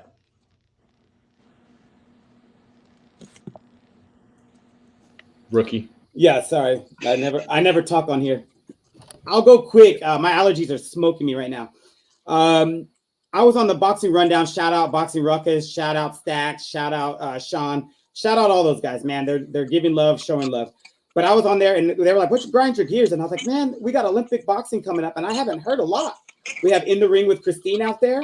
She's out there repping the most for Team USA. They're doing everything they can. So it's not for lack of trying on our side. It's sometimes you got to get with these event organizers to be like, "Man, you gotta match what our young Olympians are doing on your end." You know what I mean? You just can't have these guys spend years of their lives, time away from family, money that's not cheap. Like she said, going to these tournaments, we got to, as an organization, match the hard work that these guys are giving. So even though that was my grinds, my gears on the Boxing Rundown with Boxing Ruckus, I think we got to do a better thing, because boxing is just such, to me, a staple of Olympic boxing. And I would really love to see former U.S. Olympic boxers go and support. Like I don't know if y'all saw, but I watched some of the Olympics, and you had a lot of celebrities that were probably flown out there or paid for their time, compensated for their time. You had Snoop Dogg doing everything. Flavor Flav's over there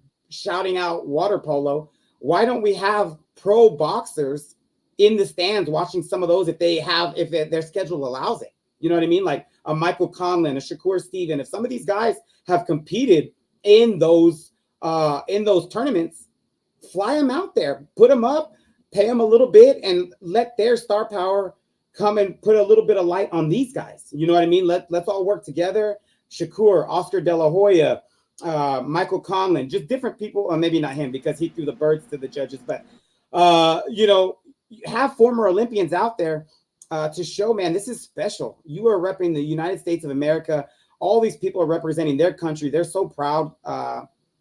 Just show support, I guess. But that would be my quick one. I just feel like boxing goes all the way back to the beginning of time, before guns. You just had your 2 fists. Pop said, you have these 2. You win some, you lose some, but you live to fight another day in most cases. And I feel like it's just the most pure form of, besides wrestling too, I'm going to come out, you're going to come out, and we're going to see who's the better man or woman, and let's do this. And I think that boxing has got to stay. If you're putting stuff like skateboarding into the Olympics and things like that, you got to keep boxing for sure. So I'll leave it at that. I mean, I see when you said skateboarding, I thought you was going to say breakdancing. Because I mean, we could talk about that, but we ain't going to talk about that. Oh boy. But Tiffany could have medaled for the United States with all her TikTok videos that she's doing with her dance. Tiffany's out there Tiffany on her TikTok. Millie rock to the gold. You know what I'm saying? Like in between. I'm so disappointed with that lady, man. She made me so mad. Tiffany's doing breakdancing videos in the middle of all 5 of her jobs, and still could have medaled for the United States. Hey, shout out. You know what I'm saying? For real.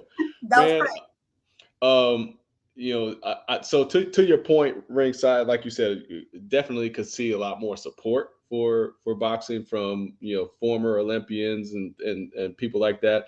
I believe we did see Tank was out there in Paris. He was out there supporting the Olympics and talking to boxers and just enjoying the festivities as well.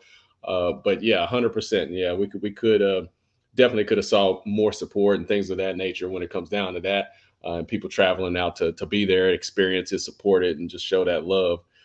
And also, you mentioned him, so shout out to Flavor Flav. He is actually like paying for and just like really like flat out sponsoring the water polo team. So like he was actually doing some big things. And I know everybody has their own feelings and thoughts about Flavor Flav, but somebody like that out there doing what he was doing, actually supporting, showing that patriotism and supporting the Olympics and that sport is phenomenal. So just seeing so much more of that, like you said, man, just no matter who it is and who it comes from, just seeing that support.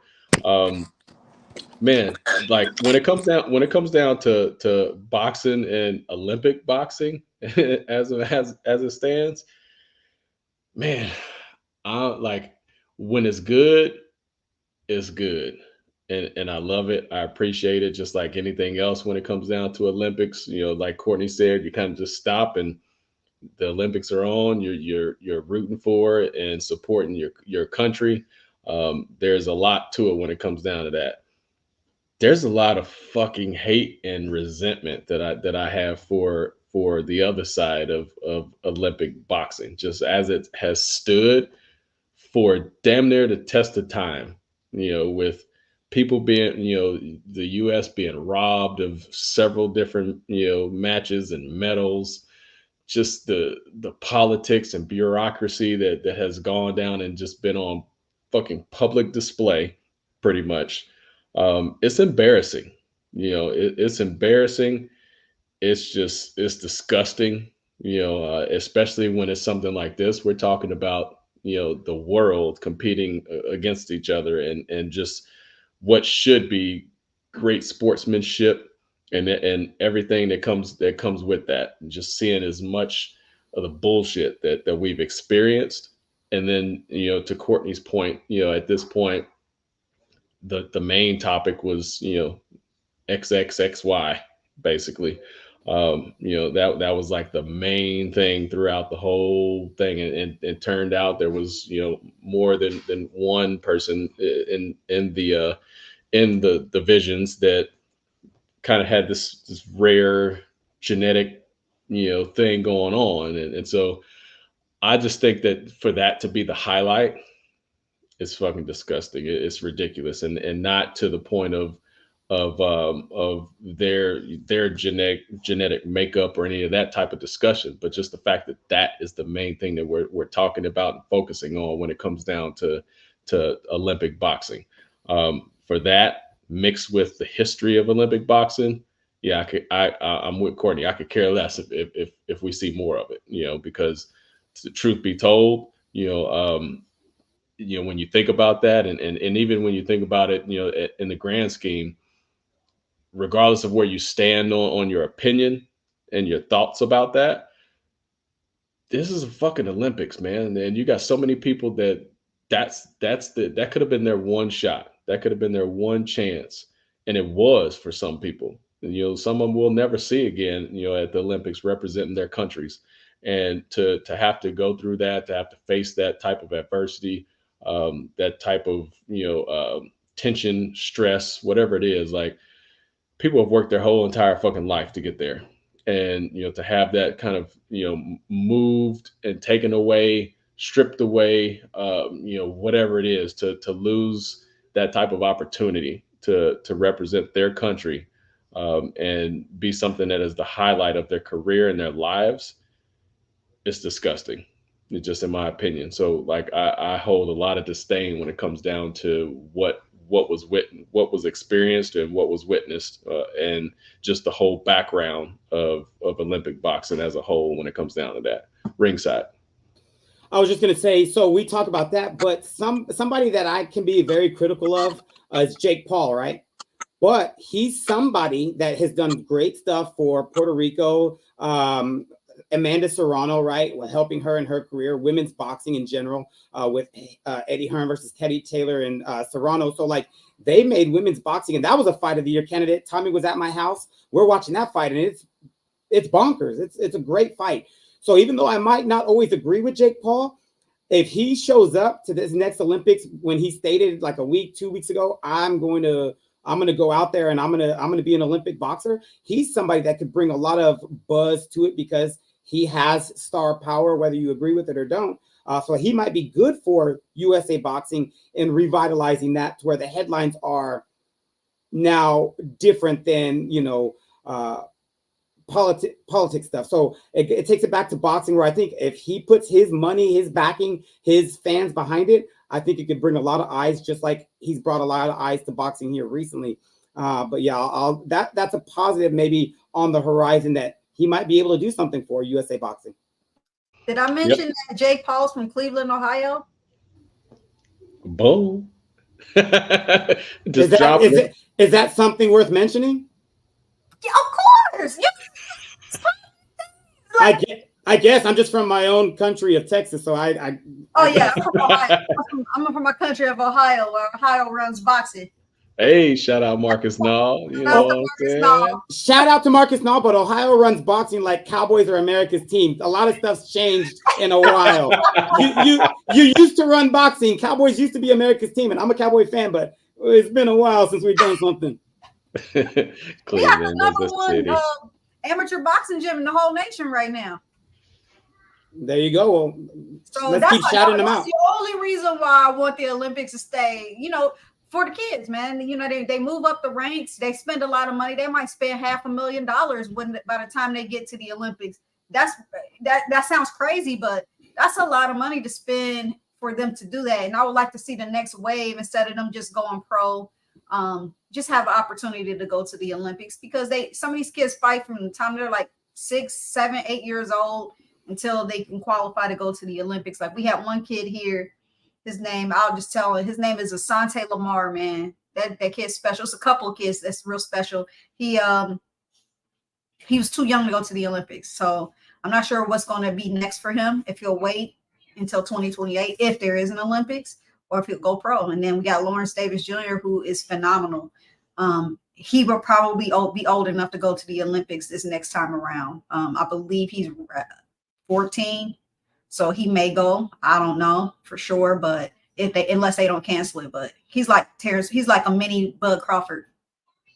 14, amazing kid. He's a national champion, 3 different weight divisions right now in 1 year. So I'm done. Little kid bringing that heat. What you got ringside? Well, I don't know how much time. What did you have? Do we have any more topics, or I know we've gone for.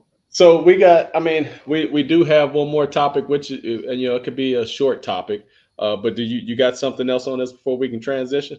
Well, I was just going to ask, because after this weekend, I have tons of shout outs, because we are mentioning a lot of people, the people that made our trip successful. So that's just why I was asking, because then I was going to start, because we got a lot of names to throw out, a lot of good people to thank, but I wanted to make sure your agenda was right. Oh yeah, no. So the boxing rec thing, WBA, just removing that. So that is pretty much the last and final topic, which could be a short topic, but just the thoughts that you all have around the boxing rec no longer recognizing the WBA in terms of that. They made that announcement a few days ago. And sent a few waves throughout boxing, but just give your thoughts on that. So from what I know, shout out to the Boxing Rundown, Boxing Ruckus, Stacks. They're the ones that helped me understand it on their show Monday, whatever day that was. They had the show this week where they is the WBO, correct? I believe WBA. I believe. So the WBA said that, or Boxing Rec said the WBA tried to pirate pretty much a lot of their stuff and get a lot of that data that they worked very hard to collect. So that's why Boxing Rec was like, hey, you're not going to be the off-brand version of us by stealing all of our stuff and launching based on our years of hard work.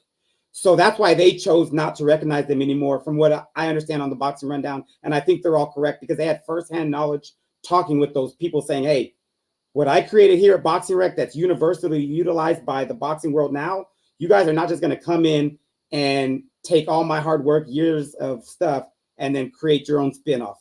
So if you're getting more library for boxing, that's great, but I feel like you got to do it the right way. Whether it should have been, I need to pay for some of y'all's proprietary information that you guys did all the data for, and we can coexist. But the way it sounds like they did it, maybe not have been ethically correct to go in there and just kind of mine all their data. You can't do that, man. That's your intellectual property.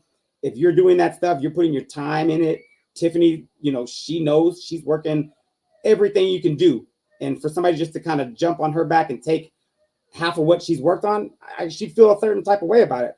I would feel like that. You would feel like that. We are all putting money, we're putting food on the plate for our families. And anytime somebody shortcuts it off of you, I just don't think nobody feels good about that. So I think that's why they said, hey, y'all are out. Y'all are not going to just rip us off and then be us too at the same time. Sorry. So that's my segment on it. If that's how they did it, that's not right. They should definitely kick them something or let them know, hey, we got this off of y'all, so whatever we got to do to coexist. But if they went in there and kind of ripped all their data like that, years of hard work, you can't do that, man. I don't really know much about that. Someone else told me that Fight Facts was the original and BoxRec came along and kind of did some stuff. So I'm not real sure about the logistics of that. It does seem kind of like what Steve is saying. Like, it does seem weird if they're just stealing data and doing things of that magnitude. But I went to a Association Boxing Commission. I went to a training and they were there. There was a representative from BoxRec that was actually there as a part of the training. She didn't speak. She was just in the back taking the training herself. And she was, I can't even think of what the lady's name is. She was like English, British. I just remembered her, or maybe from Australia. I just remember hearing her accent. But they're putting in work, and like she's traveling and doing things, and they're putting in the work. So I can't imagine somebody doing something like that. But whatever you got to do to secure your own intellectual property, like Steve said, you just got to do it. If they got to remove somebody, you got to go. Yeah. Hey, at the end of the day, I'm gonna keep it short. They must have hit that K dot and was like, they not like us. They not like us. They flat out said, we're gonna go ahead and just wage this warfare. And sometimes that happens in business, man. Again, bureaucracy. These types of things that go on when the business aspect gets into play and comes into play, it can get lethal. It can get pricey. It can get dicey. It can get dangerous, and sometimes you got to protect your brand. And protecting your brand, protecting your work, protecting your craft, all of those things that you've put that blood, sweat, and tears into. Somebody just try to come on and gold brick it, as you call it, where you can just kind of ride those coattails and just try to, with this situation allegedly of stealing data and information and all of that, to just try to make it your own as if you actually did that work. That shit gets serious, because there's a lot of people, careers, a lot of time, money, efforts that went into play with all of that, and that's nothing to play with. So at certain points, you got to do what you got to do, and you got to call it. So cutting them off in that type of way protects the brand. And at any time, you got to protect the integrity of the team, and that's what they had to do. So that's pretty much my take on that. But man, phenomenal fucking episode. We had a shitload going on with this one right here. We're gonna kick off to some shout outs. So one, I'm gonna go to Tiffany first. Tiffany, have at it. You got the floor. All right, I want to say thank you to Aaron. He's in the background making sure all the graphics and everything is working. All the comments are coming up. Shout out to the other panelists. You guys are amazing. Shout out to the people in the comments, especially like Jaime Garza. We had Alvarez. We had a bunch of people that was just chatting. J Cam, Jose Stanford, Julian Givens, all the people that was in the comments, just basically just engaging with us. We really appreciate that. And yes, Kelly Pavlik is from Youngstown. So yes, he is from Youngstown. So shout out to everybody back in Ohio. Ohio runs boxing. We got fights coming up. We got an amateur show coming up next week. Make sure you're there. And I may have a promotion. I used to work for a promoter, guys.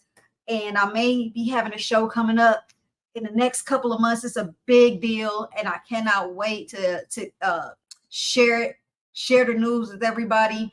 As soon as we submit a location, I will let you know, and then I can let you know who that person is. But I can't wait for that. So shout out to all the people back home and all my friends that support us. Thank you. Hey, much love, the First Lady of Boxing, Tiffany Daniels. Ringside Ruiz, get in there, man. Oh, okay. So I'm going to do it as quickly as possible. I'm going to say a lot, but it'll be a short amount of time, I promise you. So shout out to Tommy, Aaron, Tiffany, Michael Gomes, Courtney Tanner, you guys, big time. Without all of us doing our parts, this thing don't roll. Big shout out to our guest tonight, Hector Beltran. That guy he's got a lot of things going himself, and for the fact that he literally fit us in between boarding a flight to Denver when he's a world champion now. You know what I mean? So shout out to these guys. It's hard to get there. It's harder to stay on top, and that's what they're going to continue to do. They reached the mountaintop for another one. So shout out to Vergil Ortiz, Vergil Sr., Hector Beltran, and their whole Rick Marijan, their manager, Golden Boy, Oscar Turkey, who they were all there. They're all invested in Vergil Ortiz, which is the most important thing, regardless of how you feel about any of these guys.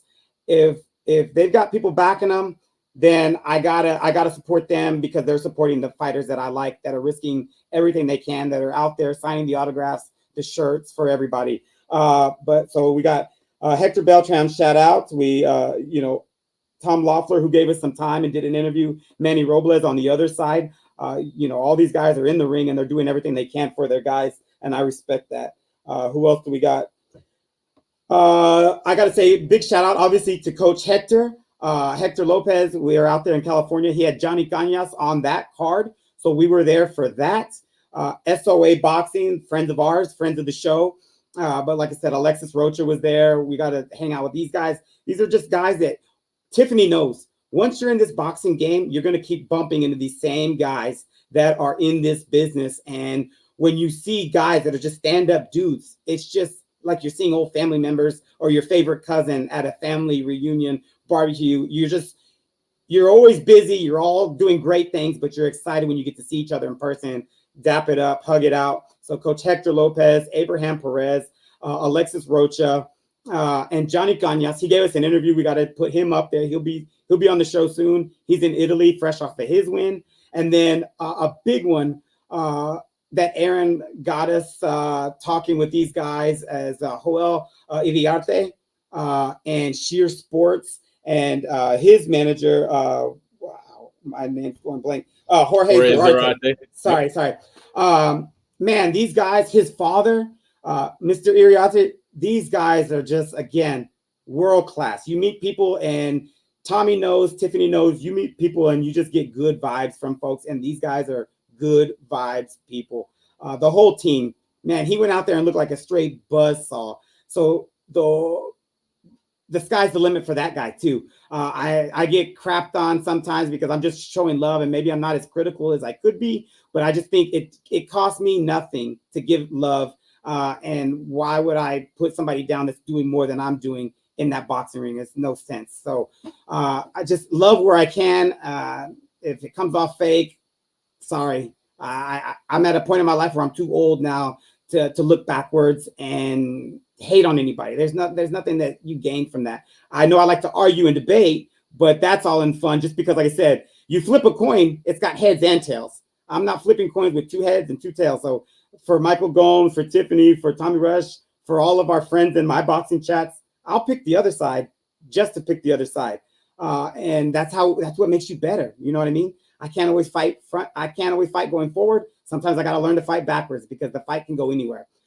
You got to spin the opponent. You got to turn them. You got to change levels, speed, all of it. So like I said, I love it all. Shout out to all our other boxing family channels. In the Ring with Christine, that was out there in Paris. Women Crushing It Wednesdays. Jaime Garza, All Access Elite. Jose Rendon, Julian Gibbons. We're just supported and it feels good. And that's what I want to give as well. As much as I'm getting it, I got to give it out because it's going to come full circle. Oh, and Alvarez, my boy Joel. Don't go at my man Canelo, man. It's just that takes you to another level when you get to talk about Canelo. No, but like I said, but it's the same love that Tiffany's got for Bud. It's just there's some guys that you just see certain things and you appreciate it. And I'm not, again, I take nothing away from Bud, because could I see Bud Crawford beating Canelo? No problem, easily. Giving him a Lara style fight, giving him a Mamir Khan with the movement fight, with the IQ, with all of the level changes he can give, setting traps. I get all that. But again, we are going to have our favorites that we want to see do the most. At the end of the day, Tiffany, Tommy, me, we're going to have our own boxing Rushmore of favorite fighters, and they're not all going to be the same 4 guys on that mountain. So that's why you're just pushing and hoping your guy does the most, because you rep them, you're a fan. So just shout out to everyone. Shout out to Tommy, man. Me and Tommy were at the TGI Fridays in the DFW, getting ready for that thing. We had some spirits before the flight. Man, we were, Tiffany, from the jump at 7 a.m., 24 hours, and we worked 25 of them, I promise you. Me, Aaron, Tommy, we met up, we linked up, we started taking photos, meeting everybody that we talked to anyways, documenting it all, just trying to get the most. I don't think we saw the brother from Everybody Loves Raymond, the tall brother. We were Garrett, what's his name? Something Garrett, I forget. The tall brother, man, he's tall. He's got his own comedy club out there. But what I'm saying is, we saw it all. We did it all. We threw a couple coins in the gambling machines when we could. What did we not do anything there, Tommy? We spent 24 hours in Vegas and we worked all 27 of them. I promise you. Yep. And if we would have worked 27 and a half, we might have got that picture with Halle Berry. Damn it. So this close. Tiffany, you are the first lady of boxing. I know Rosie Perez is in there too, but Halle Berry was there. Really? And you should have saw my wheels spinning on how we were close. We were what, 30 feet away? Yeah, something like that. And, well, Halle Berry's that's gonna be up there. Like, hey, yeah.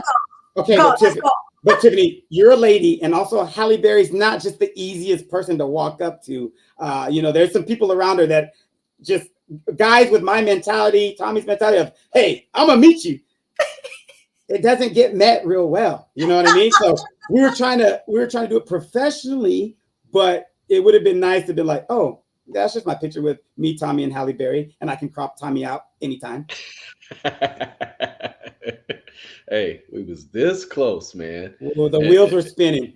And if we would have approached it any more passionately or aggressively, we might have ended up like that guy that got folded during Gabriela Fundora's fight in the stands.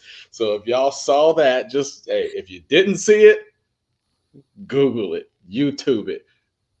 My man got folded. It was a fan fight during the Gabriela Fundora fight. And I think it was the hat, and yeah, I think Courtney wears hats like that all the time. Yeah. Shout out to the hat, because that hat, lean back. Hey man, no, it was absolutely a phenomenal experience. To your point, man, you run into so many of the same people. You're in these circles. You got people that you support. You got people to support you and support the movement, support what we're doing. Shout out to SOA, shout out to Coach Heck. The one thing I'll say, we had so many, Iriarte, Jorge Zarate, all of the fam. What I will say is the highlight. The absolute highlight, it was a quote, and it came from Coach Hector Lopez after the fights, and as we went back, backstage and to go into the presser, he told security, I don't care what happens, this is family. That quote right there to show love, just like we all show love and support, to say, these guys, this is family. They with us. That type of shit right there, that's what I'm talking about. You know what I'm saying? Where you build those relationships, and genuine relationships, no hate, no, just ridiculous bias or anything like that. It's all earned. It's all earned, respected, and given. And so for me, that was the highlight. To say this is family right here because they already know what we about. We know what they about. Um, it was a wonderful experience.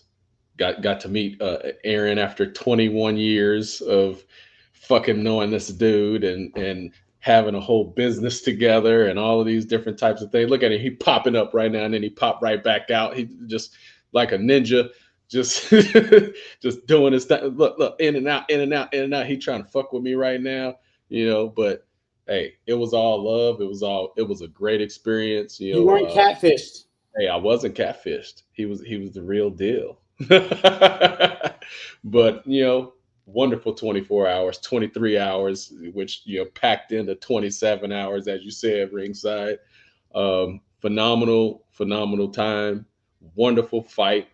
To Noah's, he just jumped into the chat, just joining and asking who we thought won. I didn't necessarily say this whole time, but I actually had it a draw.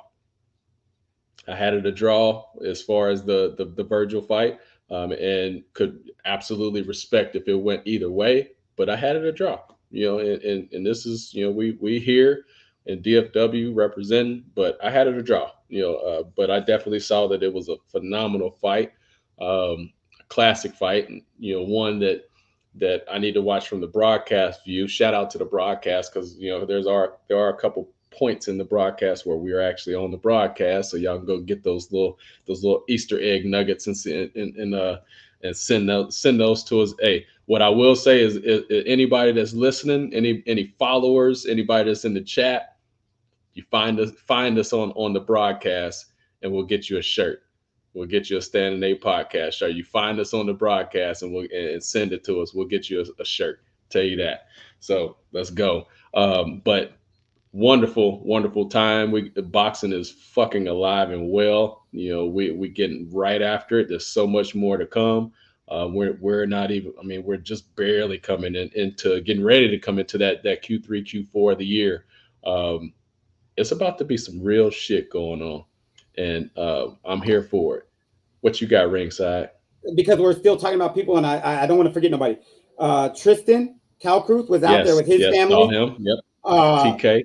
Vergil Ortiz's sponsor, Elite Striping LLC. They were out there. Leo, we tried getting in contact, but man, there's so many moving parts. People are in different parts of the floor. But shout out to Tristan, who's given us love on the show and giving us time for photos and opportunity to talk. And I just didn't want to leave those guys out because we genuinely were trying to connect. But these boxing matches, they move fast. These rounds go quick. So unless you're inside the ring, but outside the ring, it's going quick and you're just trying to get the most out of it. So shout out to Leo and Elite Striping. Shout out to the Calcruth family, mother, father, saw him there. And just everybody that gave us time. And like I said, everybody that showed love, because this is how this thing goes. Without it, we were just talking to ourselves. I got one more shout out again. Go. This is from Ohio. Tomorrow night, Top Rank, DAZN. I think it's on DAZN too. Top Rank, Christian Mbili on his card. Yes. Abdullah Mason, superstar, 135-pounder. Beast. Out of Ohio. He's fighting tomorrow night. This dude is on a rampage.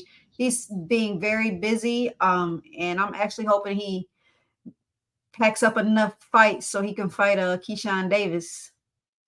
I'm pushing for that fight. But I really love Abdullah Mason. He's a young guy. His family is amazing. He is one of 5. They all box. They are all pro. But obviously right now the spotlight is on Abdullah Mason. Really good family, really good kid. They're from Cleveland, Ohio. And I've been pressing for him to fight in Ohio. I don't think he's going to do it anymore. But if he does, I will be there in person. I may go to one of his brother's fights, but this is a kid to look out for, guys. Abdullah Mason. Yeah, without a doubt, that dude's a fucking beast. Okay. And then, like I said, I'm just going down the list of everybody we met. Little Giant Boxing. Yes. He was there. He's always gracious enough to say what's up. He's always working his ass off. That guy from start to finish. Ellie Seckback giving us some time, chopping it up with him at the MGM Grand. Just people that they are starting to recognize, and that's big time for us. Like, they recognize Tommy, Aaron, all this stuff. And then there was one more. Sean, who's been on the Sean Ziddell. We talked with him for a while on the Porterweight podcast before. He's doing his thing too. Great guy, gave us a lot of great time. Just all love, man. Just not, he didn't big time us, did none of that. Just we're just all talking boxing. And again, that's what it's all about, which is great. Hell yeah, man. Hey, so much to be grateful for, so much to be passionate about, so much to be pissed off about, so much to get hype about, so much to get ready for the next episode, because this one, episode 109 of the Standing A podcast, is in the books, baby. So shout out to everybody that was on. Shout out to all our panelists, Courtney, MG the Great, Michael Gomes, Tiffany Daniels, the First Lady of Boxing, ringside Ruiz. We got Aaron Soria in the back on them ones and twos, making it happen. Look at him pop it in again, like he just knew that shit was about to happen. Like, you see how he just working, man. Hey, we love y'all because y'all love us back. We out. Appreciate y'all.